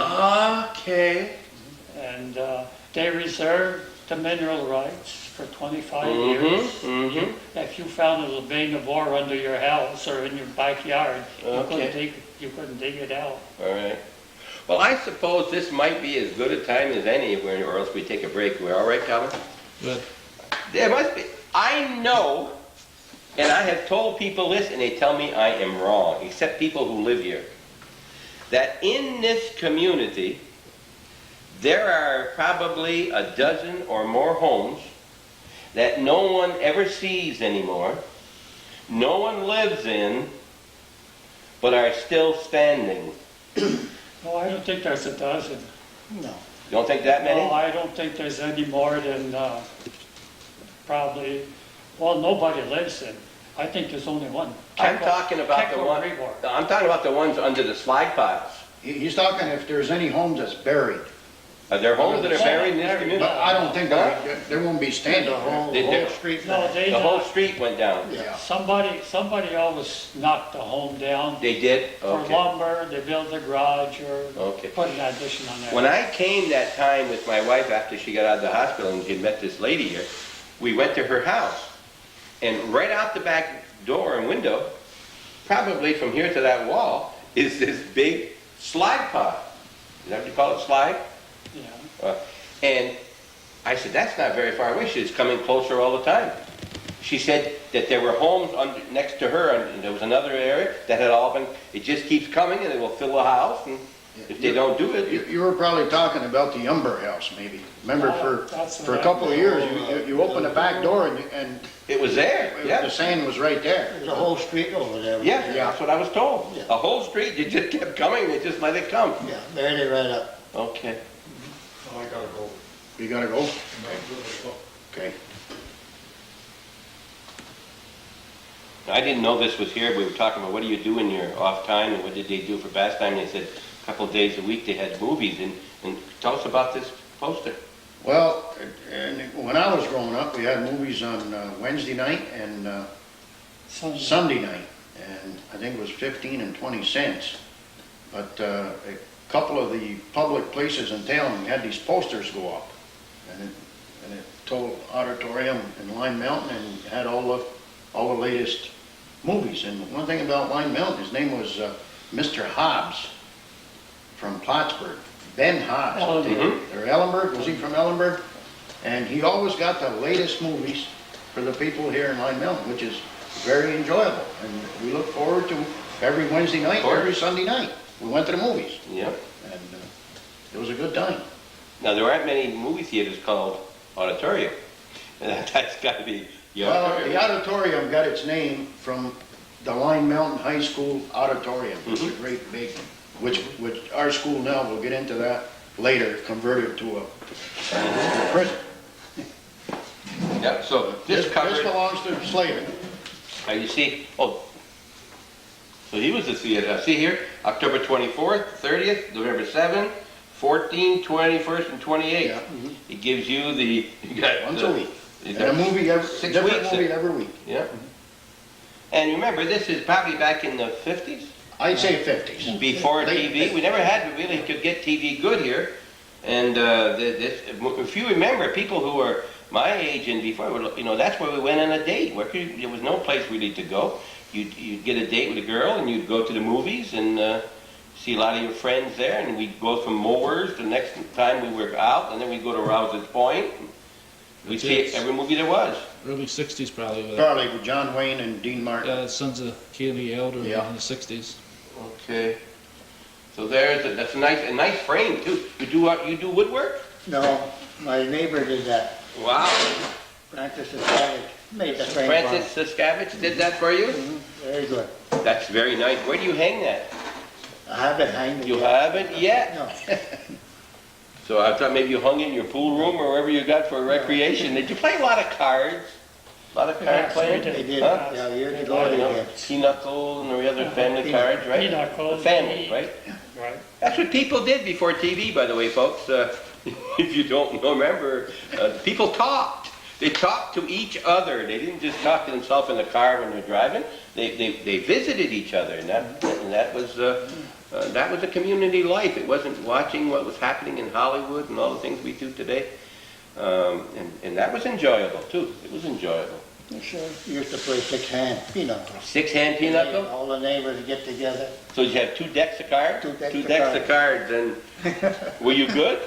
Well, I didn't play too much of it, but I was going about the high. I'd watch them. Oh, you'd watch them, huh? Yeah. Did you play too, cards over the Yes, years? pinochle, I play a lot of pinochle. Uh-huh. I did too. You play that too? I'm a pinochle man. Yeah. Well, you see that now. In addition to the movie, Pinochle, did you have a Knights of Columbus here? No, no, Along? Did you have any kind of a club? No. No, just, well, we formed the Legion. the Legion after the war? That was 1946. 47, that's a meeting place, right?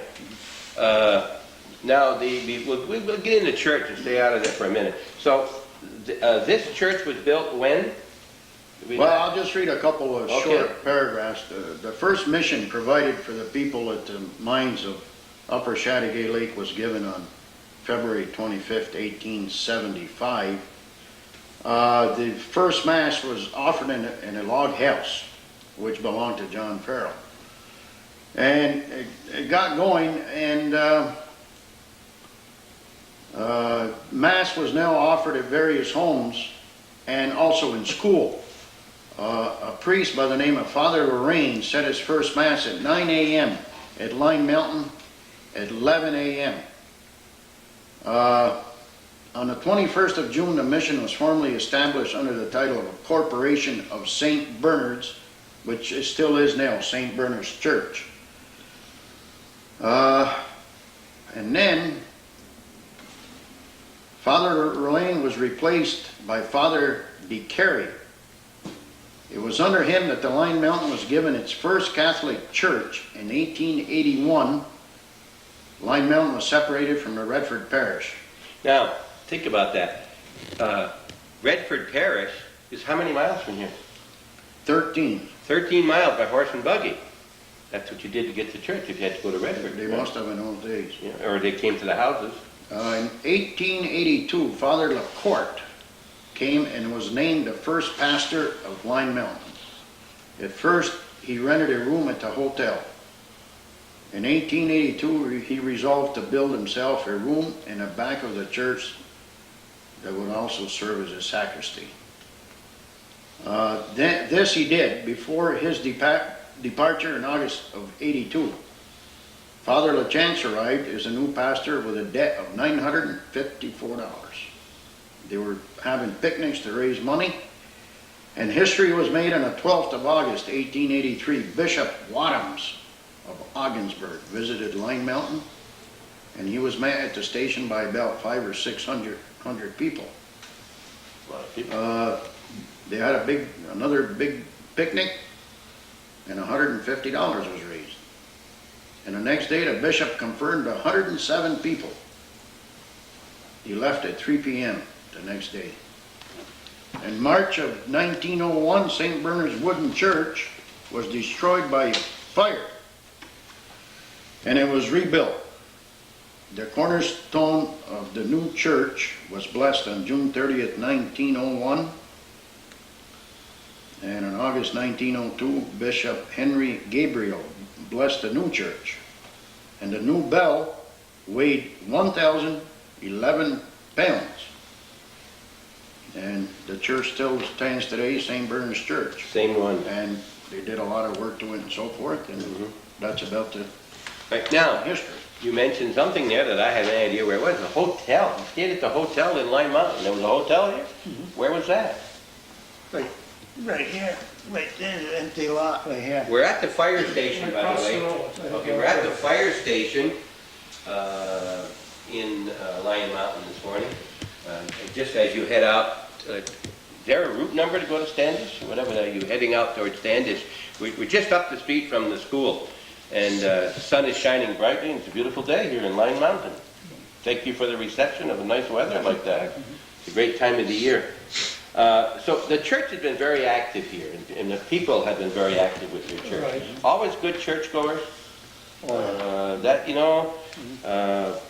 The French were big churchgoers, and then we're in the nucleus of Catholics where we live, down in Champlain, Rouse's Point, a lot of French.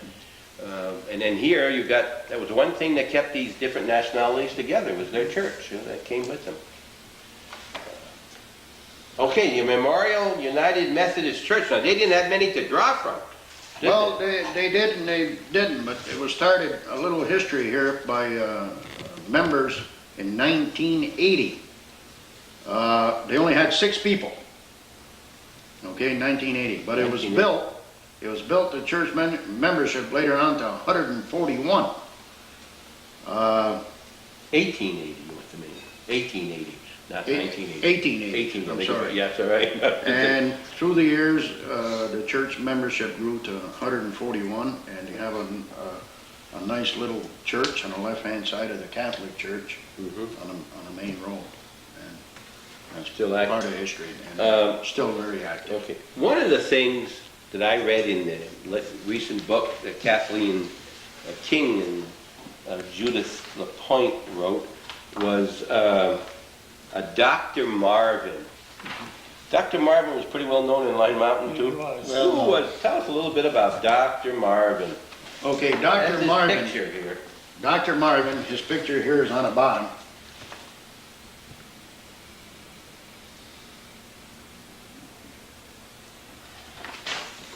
Just a little paragraph on Dr. H.R. Marvin.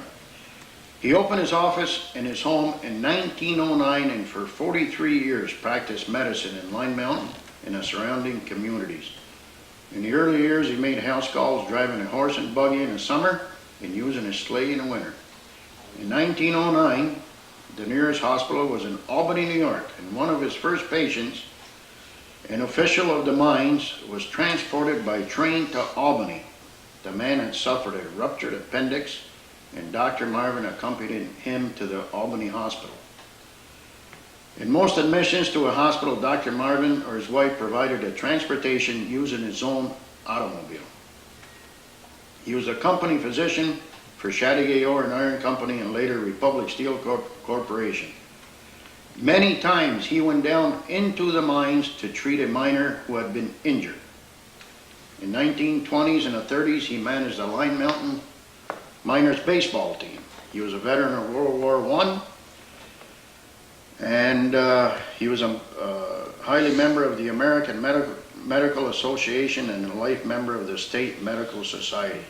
He died, excuse me, at the age of 79.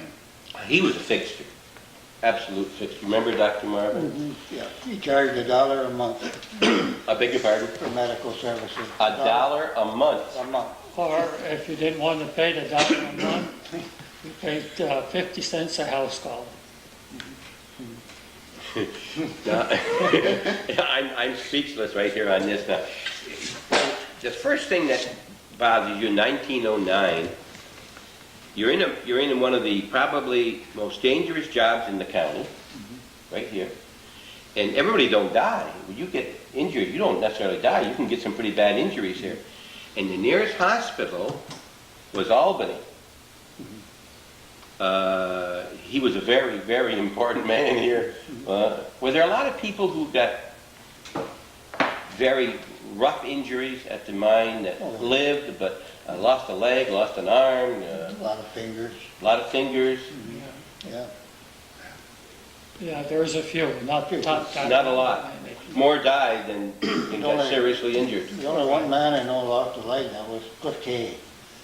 He lost a leg. Yeah. And Okay, there was Donald Cook from Raiderville lost an arm in the mine. There was one in one of the pictures that Tony had that had only one arm. He mentioned I was going to get back to that. No, that was Stewart. Stuart, Yeah. That was before our time. Yeah, did way he longer lose it time. here too? Do you know? I I don't don't I know. don't know how he does that necessarily. Was there a time, was it safer in 67 than it was in 47, than it was in 27? Did it become safer as Oh, it yes. time went on? They Well, had, not necessarily. When they kept mining and shooting out in different places, they shut out a lot of pillars. It was getting worse, the danger in the mine, I think. And that's why I think they shut it down, the mines here. Of course, there's a lack of ore, but there was a lot of ore deeper, but they couldn't get it. They couldn't Okay. just hold it, they couldn't hold the ground. It all caved in. And We're going to get into this more, And, and Tony won't be back today. We just found out. But for instance, was there more than one opening at the mine? yeah, yeah, they had different openings. Different openings. Yeah, Far apart, yeah, far apart. mile, half a mile. Yeah. yes. They had vent shaft, They had what? vent shaft. Okay. But as far as going in and coming out, was there one main entrance? Yeah, for a while until 1953, wasn't it? They dumped that over here. 53. All right. Let's suppose we can go back to the 1800s when there was nothing and they're going to make a mine. They would start from the level surface and make a shaft down. Is that what they do first? How would they do that? How would they make the shaft down? How do they cut out that? They drill it. They Yeah, drill a it. bunch of drillers go in and drill it, and they muck it out. Yeah. They drill, Like making a well, only just like bigger? Bigger, yeah. They have different drills, you know, and then they muck it out. They keep going down. Okay. How big would a shaft be to go down? Let's say where you enter. Oh, Would it be the size of a room, half the size of a room, 10 by 10, 20 by 20? 10 by 13, 10 by 13. yeah. And it would be kind of squarish rather than roundish? Where? Did they make a frame within the hole as they went down? Not necessarily. Not no. necessarily, all right. They would keep going down and then keep taking the stuff and bringing it up and get, that's not ore at all, that hole. That's rock. That's rock, Mostly in a rock, yeah. and it's solid rock. Yeah. Right. So they keep going down to what depth, say, would be a reasonable depth to stop the first time? And here they went down 300 feet. 300, okay.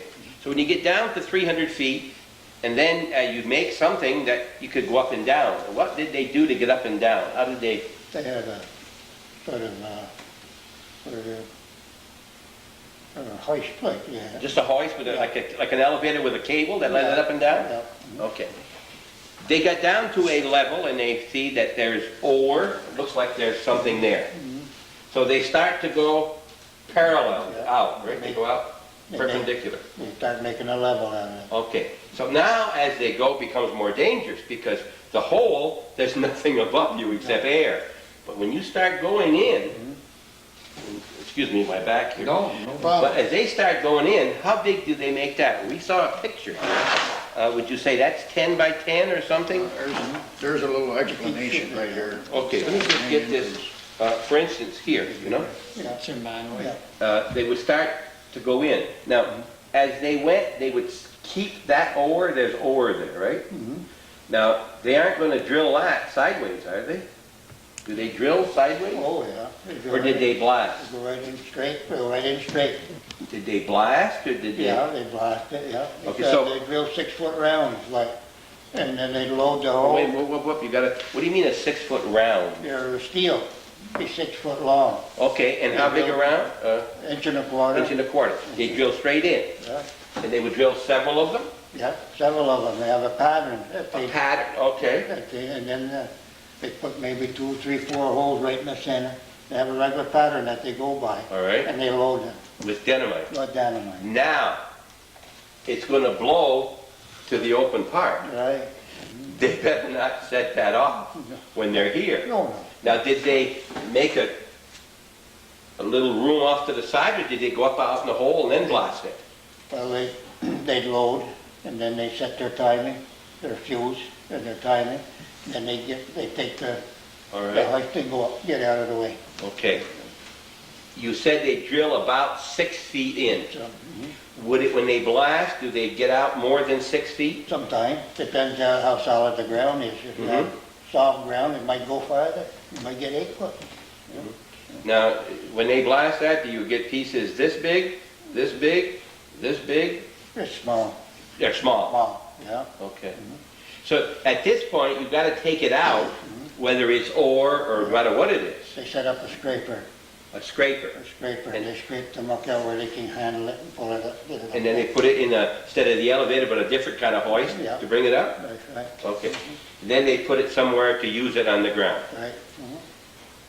How far could they go in without making some superstructure like this so that it wouldn't cave in? Well, it depends. You might go in, the ground might be nice and solid. They won't have to touch it at all. But if they go in and it's loose, well, then they have to put that up. Okay. Can they tell that by looking? Oh, yeah, they Did can they tell have by tests? they test it with a scale. They scale the chunks down, and if they continue to get loose, they put the, Okay. If we're starting this new section, whether it was 100 years, whatever, you can't have too many people working there. There's no room, right? So how many people would be in that one section, say? 8, 6, 5? Well, the drillers, it maybe be 2, 3, that's all. Okay, That's all. but there's a lot of other people One working. man could do it. Well, where are the other people who work? There are other people working. Well, first of all, you wouldn't only go, you might go down You deeper. only have 2 or 3 drillers, that's all. May have 1 driller or maybe 2 drillers, that's it. That's all the drillers you have at one time? Yeah, that one place. Just in that one place. Ah, okay, so you would have different shafts. Yeah, different But, places. but would they all start at that main shaft and then go off? If that's as far down as you go, Then they might go lower, they then they go, go deeper. They keep going deeper. all right. Once we start out 300 feet down, from home plate to left field corner, down, you start going to the side. How far could you go? Would you go a half mile? Oh, yeah, you go. Go more than that? Which way the engineers want you to go. You know, they have that all engineered out. Okay. Yeah. So they wouldn't make another shaft to come up easier than to bring it all back to that main spot? No, they have that level there. They might drive a drift this way and they might drive a drift this way, All right. east and west. Okay, so a drift is something off the main one? That one right there. Okay, so you would have the main shaft we're building, then you'd go off with a drift. Right, The engineers tell you which way to go. that's right. All right. And then each time you do this, you got a blast. That's right. And then they come back and they put their rails in. Okay, so they got a little track, see, just like a little railroad. Because they didn't scrape that stuff all out. They, is that right? They And didn't when they scrape drive drift, they have 3 drillers. They driving just took the drift. loose stuff, they just took the loose stuff. loose stuff. And they did that by hand, shovel? They Yeah. shovel, sometimes try shovel, Sometimes. but they had air shovels to load it. But when you get into air shovels, you got a much higher than 8 feet high. Well, they were small, the shovels were small. Oh, I think there's a picture. okay, They right run on here. tracks like that. Here's a underground shovel right here. All right.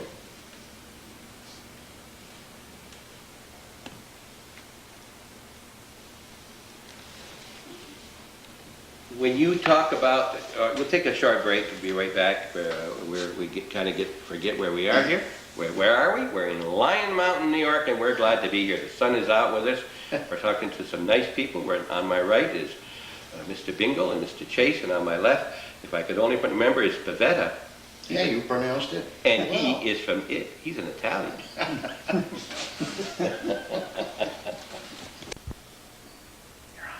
We take these breaks, and we start talking, and we say, don't tell us anymore. We want to get back on camera, even though we don't know where we're going.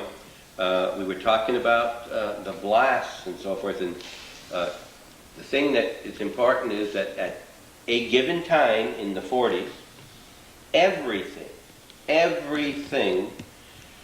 5 to 10 miles, including Standish, around here was owned by Republic Steel. There were no private ownership, Including Standish. including Standish. There were no homes. You had to get nearly from here to Shazy Lake, which is what, 8 miles? 7, 8 miles. Before you could get to where somebody owned their own land. And they probably even had rights there to go under it, for all we know. And my question was, you got homes on well, I don't know what is Main Street here, but let's say the Route 374, that there are probably shafts right underneath There is, underneath this fire station, there is. 300 feet down. They'd be at least 300 feet down, right? Now, the other thing I want to correct is that I gave the impression that this is the shaft going straight down. No such thing, straight down. No. 70 degrees. 70 degrees. 45 would be here, so you're talking, there's a slight tilt as it went down. And the lowest one, the nearest one you can get to is 300 feet. I read in one of the books that we were looking at 1,813 feet level. So that as you go down, if you think of some of the ant holes you've seen in some books, you got this shaft going down, continues to go down, Is it always straight down, or do they go over and then go down? Straight down. Straight down. So you're going down up to 1,800 feet. Are there anything over 1,800 feet down They there? go down to 2,113 feet. 21. Why 13? I don't know. Is that a mystery, or is that the magic of 13? 2,113 feet down. There's 5,280 feet in a mile. So you're talking just a little under a half a mile straight down. And once you go down, there's these You branch out. branching out all over the place. Yeah. And then as you go out on a tangent, there are drifts where they go off again for as long or not as long. And one of the questions we ask is, if we go sideways, what is do we think is the longest shaft? That's not a shaft. What do you call those? Drift. A drift. What's the longest drift from hometown center here out? And you said it could be as far as Standish, which could be 3 miles. A quarter of a mile from Stanley. Yeah. So you're talking nearly 3 miles on a given level. Not all of them, but a lot of them, right? Yeah. Now, are there more under the mountain than there are off? More under the mountain More itself? under the mountain. Yeah. All right. That's right. Does anybody here know why that iron ore is there, rather than someplace else? Anybody? Or not? I imagine it's the way the veins are. Formation, it just was formed with the... Yeah. And it was a very good ore they had Very here. good ore. Very good ore. And it wasn't because you ran out of ore, because it cost too much to get it out. Yeah. They went to open pit mining and other things. All right. When you say maintenance, you've got one fly here that continue to bother us. It's flying right around here now. Did you build the shafts too? No. No. What do you call the reinforcement? That was a separate crew that did that? Oh, in the drift, we Yeah. put the steel work up. Steel work? Yeah. I Yeah. thought they were wood. No? That's a long time ago, they put wood, then you went to steel. Steel. So did you have a complete roof over it with Yeah, steel we- plates? Yeah, we put steel and then we put cedar. Cedar, they call it lagging, cedar lagging, what it is, so cedar pole. We put that up in the roof and then we put short pieces of cedar up to the roof, to hold the roof. Sometimes you put sheet iron over your steel work first, if it was fine, Yeah, to right? hold it, to hold it, Yeah. yeah. To hold the fine stuff, and then you put the cedar. Now, people who did this drilling and for the blasting knew what they were doing. That's right. The ones who put the dynamite knew what they were doing. Right. It's like the guy who could fell a tree. He knew where it was going to go. Right. Did that stuff blow out very, very far?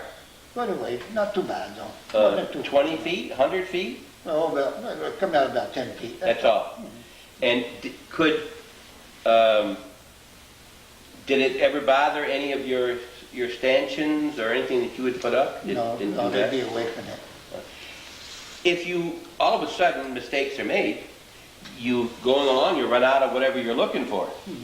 And when you came back out, did you pull your steel work out with you to Oh. reuse? No. Stayed no, there. Left it right there. If the ground was loose, you didn't take that out at all, you didn't touch it. Much water? Did you get much water? Lots of water, Lots of water. lots of water. So you had to, 500 gallons a minute. you pumped it out. From up to different levels, they pump it out, up to the surface. 500 gallons a minute. That brook that deep in the mine. Walking. All right. And your drifts were drilled on a degree. So your water would run to the shaft, to the main shaft, to the Okay. pump. This would be a good time, without really getting into another tangent. I'm going to work in the morning, and I'm going to go down, and I'm either a driller or I'm a Shoot puller. something, and we're pretty well all dressed the same. What would a miner wear? Let's start. He's got long underwear. Did you wear long underwear? I did. All right, long underwear to start with. Summer and winter, because it's the same temperature. Right. Heavy socks. Heavy sock, What do you have for shoes? hard boiled shoes, Hard boiled. What does that mean? steel Steel toe. Steel toes. Yeah, but now with all this water, were they waterproof enough? You didn't wear any kind of boots or anything like that? Was No, some wore boots. And these were high shoes, Yeah, yeah, about, above the ankle? yeah. 8-inch. Okay. Now, what did you wear for trousers, Eddie? Just regular pants? Just regular pants, just Woolen, Carhartt overalls, that's what I wore. Overalls on top of your pants? Yeah, And then you had a heavy shirt? every shirt, And then you had the overalls? right. And did you have a jacket? Once in a while I wore a jacket, sure. Denim or something like that? Yeah. Why would you say sometimes you did and sometimes you didn't? Sometimes you're working, you take it off. Okay, you may take it off, but you wore it down. Where it was cold, maybe you'd have to wear it. You know. Okay. Now, the most important thing, from the neck up, what did you wear? I had a mine hat on. What is that? Is that a steel or is it? Well, it used to be steel, but Steel? they did away with the steel, and it's like a fiberglass, fiber. And then it had a, we're going to get rid of that fly here shortly. If we have to hit somebody in the head with get that fly out of here. Did you have a light? I had a light, and the cord went over the top of my hat. I had a little buckle to hold the cord here on the cap, Yeah. and the battery. The batteries were around your waist? You had your safety belt on, it carried your battery. What's a You had to wear safety belt? What's that? It's a leather, heavy leather belt. To protect your body? Protect you, and you had a ring on it. So they could pull you out? Or Tie a rope on that. Okay. Save your life. Yes, yes. In some yes. cases, you have to So use it. sometimes you'd have a rope when you went in someplace so they could pull you out. Huh? You fell. I don't mean to be laughing. I don't mean to be No, no. funny, but we don't think about those things. No, that's what you got. You have to have it for safety. Yeah. How good of a light was that you had? Very good one. You could see what? Not like a couple hundred feet, but And a pretty good. yeah. Yeah, we have worked under that light all day long. Mm-hmm. Now, you heard what he wore. Now, he didn't wear that to go to work. He wore it all the time he was working. I mean, it's not just going and taking it off. It never gets so warm down there that you're real warm, does it? No, There's no heat added? no. Only in your shanties got a little bit of heat. Got little heaters in there. All right, now, what do you mean by, where was the shanty? Off for the drift, they'd fire out a little place and you could put up So this is the drift coming out the sides of the table here. And so along the way, you kind of hollow out a little place Yeah, they go in our place and then build something for and you? put a shanty there. And they had a little heater. What did it run by? Electricity. Electricity. They So you had wires running down there and a lot of wires, huh? Yeah. But they did away with the steel hat when they put the electric trolleys in. Electric trolley, that's the ones that ran down the track. Had the electric wires up and down the track. Did someone drive the electric trolleys or did they go by themselves? No, they go. They had somebody in the front? That speeded up the Now production. quite a bit. these carts, they look like a cart that you dump your stuff in and they would tip off sideways when they come up. How would they get them to the surface?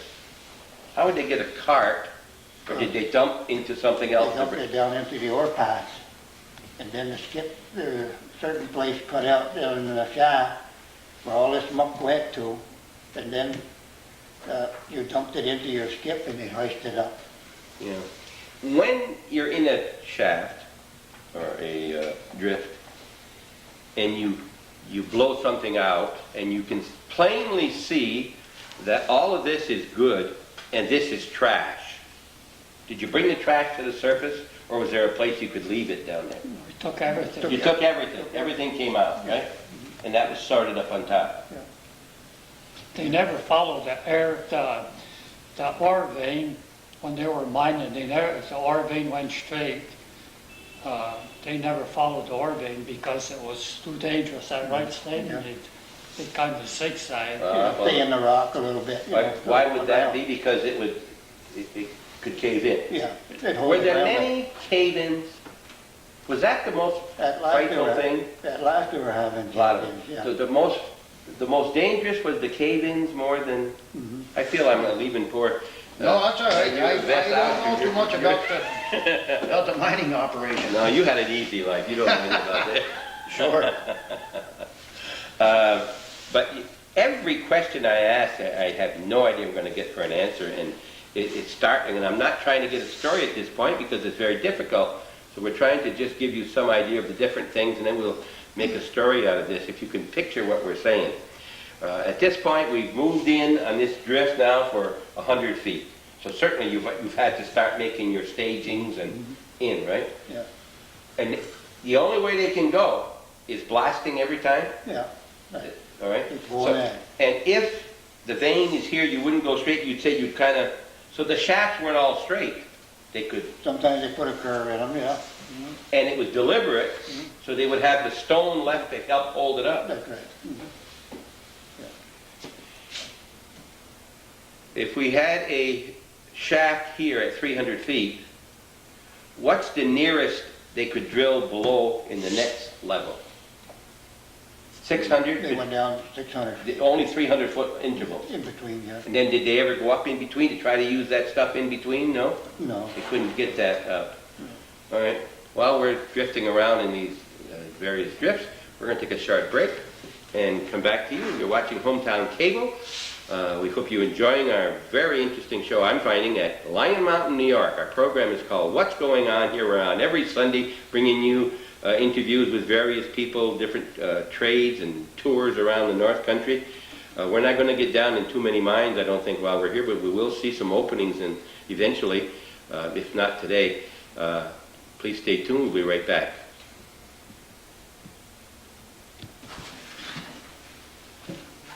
First of all, we're down 300 feet, and we've started this shaft or this drift into the side. You've already run out of air, because the air is not going to come down 300 feet by itself, right? So what happens? Air is pumped down? they put in air Is it fans. a fan that blows air down to Right, you? yeah. Do you have any trouble breathing at that point? No. Within the shaft? No. No. Now you start going out to the side. And you go out, let's say we go out a quarter of a mile, you know? Let's say a quarter of a mile. We're out there 1,000 feet. Those same air pipes or something are shoved out in that? Are they pipes that bring the air? Yeah, they keep adding on. Keep that, and They no go- problems. No You're problem. breathing well, Yeah. no problem. Is there any kind of a test that goes on to make sure you're getting enough air? Nothing? No. No? Okay. Is it dusty? Oh, yeah. Do you wear something over your mouth? No. Never did, no. But there is dust, you can see it in your Oh, life. yeah. Yeah. Dust, you're breathing dust all the time. It's always moving. Always moving. Because your air is moving. You've got air moving too. Right. All right. Now, there comes a time when you're not only going drifting, you said there's a manway? Man, yeah. All right, now, a manway is a shaft from this level up Up.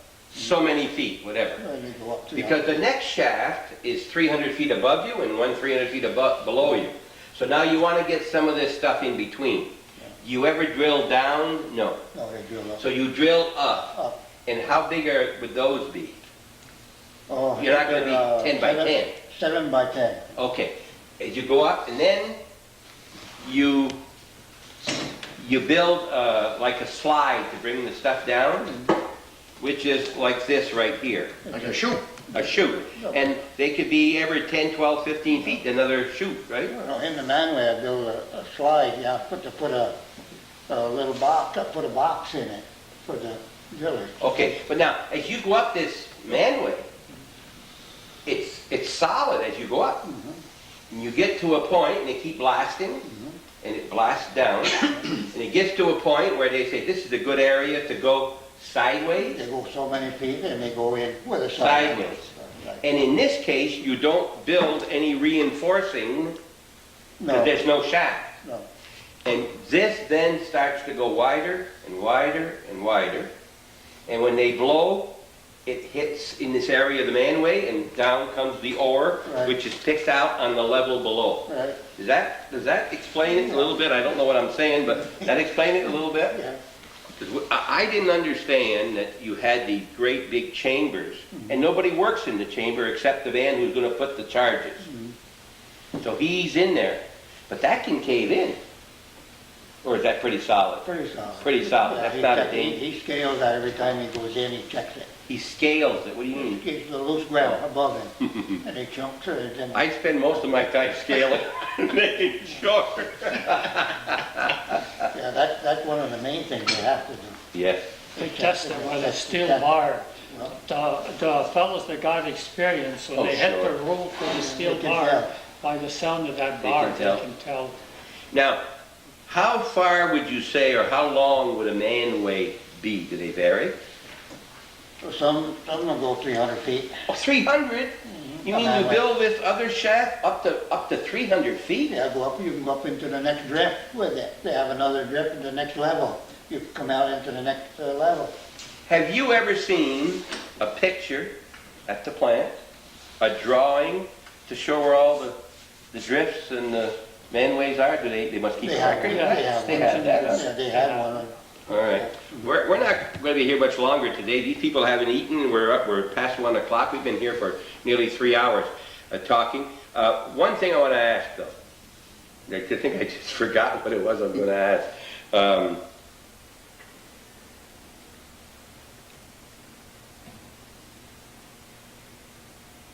I asked you off camera, many people go to work in the morning, they don't feel like it. They don't really hate to go, but they just don't feel like that day. Anybody, no matter how much you like your job. Were there many days in a month that you just didn't care to go to work at all? There were. Yeah. Not because you didn't feel good. It wasn't the most encouraging type of a job to have, was it? No. But you were making all this money. You were Earned. did you consider Very well earned oh, money. there you go. I beg your pardon. You don't make it. You were earning it. Did you figure that you were making a good salary? Were you being paid well compared to I people? guess at the time. Compared to people who Yeah. weren't working in Yeah. mines, Yeah. you were doing well, Yeah. Mm-hmm. and you were healthy. Never had a problem. Did you ever have an accident yourself? Serious? Serious. Nothing serious. No. No? At close quarters. Were you ever near anybody who did? Yes. Yes? A man got killed. Yeah. What did? Yeah. That ought to set you back on your heels for a few weeks, huh? And of course,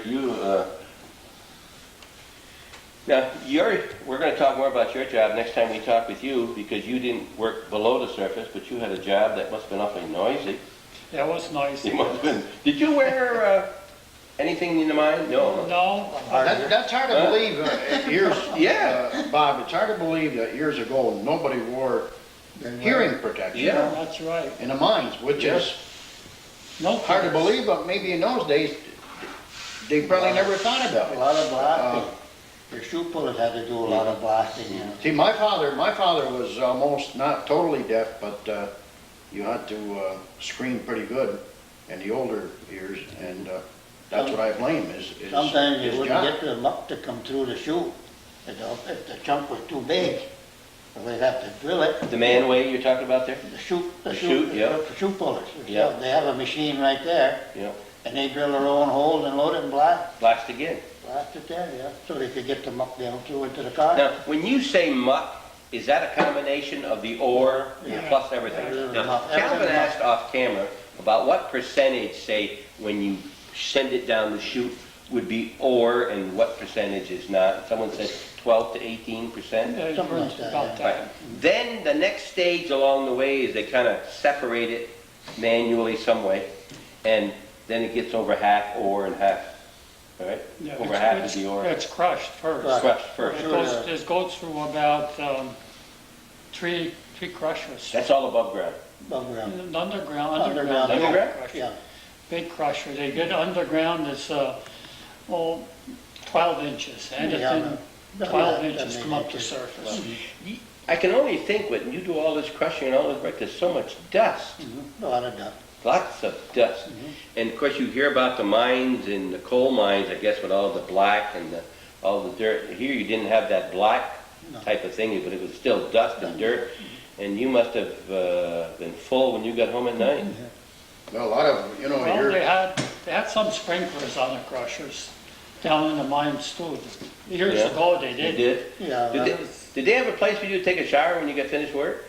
Oh, yeah. I was going to say you didn't have water at home. Many people were saying you didn't have indoor water. They had a dry You house. had a good place there to Yeah. wash before you get home. But there's stories when you mention dust that even in a sintering plant where you hear stories that after 8 hours the men couldn't even talk. I mean, they had so much yeah. dust, and my uncle But tells not me the stories. cintering plant, Or the the mill. mill. That isn't true. But I don't know, my uncle tells me that people used to come in the beer garden and they order a beer and then they take a sip of the beer and then they started talking. Oh, I can, Sammy Pete's and Old Nels Lanto, Ed Secor, they've been in that mill, but when they come out, all you could see was their eyeballs and their teeth. Everything else was the same color. And none of those men had silicosis. Ed Secor died here just last year. He was 81 years old. And that dust didn't kill anybody, No, as far as no, I know. No, but they were dusty. I meant they were really dusty, when yeah. they came out. Those places in the mill, you couldn't see your hand. It snowed here, and that's when the dry mill.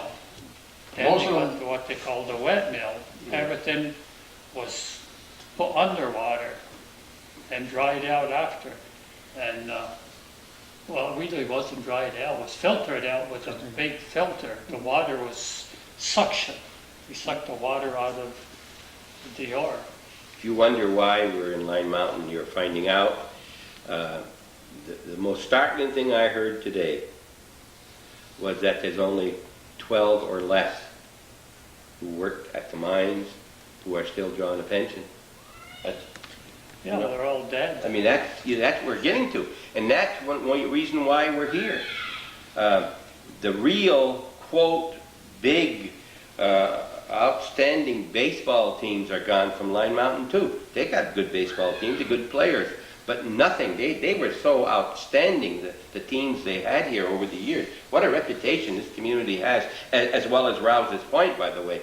Biggest competitors around with Rouse's Point, the always popular baseball team. We're talking about that in the future. But it's certainly been a pleasure, gentlemen, to listen to what you had to say, and Vess also. Thank you. And we thank you very much for all your efforts in getting this together for us. We'll be up here again before too long, certainly before too long. And we'll try to get some pictures outside and just a little bit of different things. And we'll look at more pictures. We didn't look at many pictures today. They didn't come up. Tony had to leave, but we had a chance to talk about other things, and I certainly didn't want to leave either one of you gentlemen out. I don't mean that. He is so well versed, and he worked down there he's a driller. We'll find out about those things, and we'll find out how good a driller he was the next time we come. Thank you very much for your time. Any final things you want to say or mention before we cut off this Not really. segment? Not It's been really. a pleasure meeting Bill's father. Yeah. And one of the Chase. Yeah, thank you. Pleasure. It's always nice seeing you. And Vess, thank you so much. Anything Thank you you. want to mention before we... Well, I think the very next session, I would like to get into baseball because this has a lot of history, and we never had no problem beating Ross's Point. And Anybody from Rouse's Point? We'll talk to the Landrys about that. You remember the Landrys from the Rouse's Point? Oh man, I'll tell you the Harry Landrys and the others from Rouse's Point. We'll talk about that. You knew Harry well. it'll be nice just to discuss the baseball in the last 50 years. Love to do that. And of course, talk a little bit more about the drilling and the things that went on, and maybe see some pictures. I will try and have, I think Pickles is a good man too. He drilled a lot, and I think he was involved in a new shaft, so he'll probably have some There's stories to say. no way we can picture what we're trying to say. There is just no way. And there's no other mines and other parts that are going to be just like was here. This was unique in its way. Does anyone know what the major use was of the iron ore that came here? That came here. The cables on George Washington Bridge and the cables on the Golden Gate Bridge. Yeah. So they made good cable. Cable was made. This They also used the ore in the space program Space program from here. from here.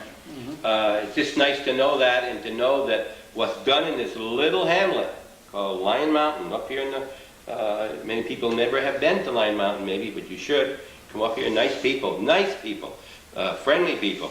What they did, the fruits of their labors went all over the United States, and we've already mentioned 3-4 things there that you probably have crossed yourself or seen on TV regularly. Lyon Mountain, New York, that's what it was. If they didn't do it themselves, their relatives did and their friends.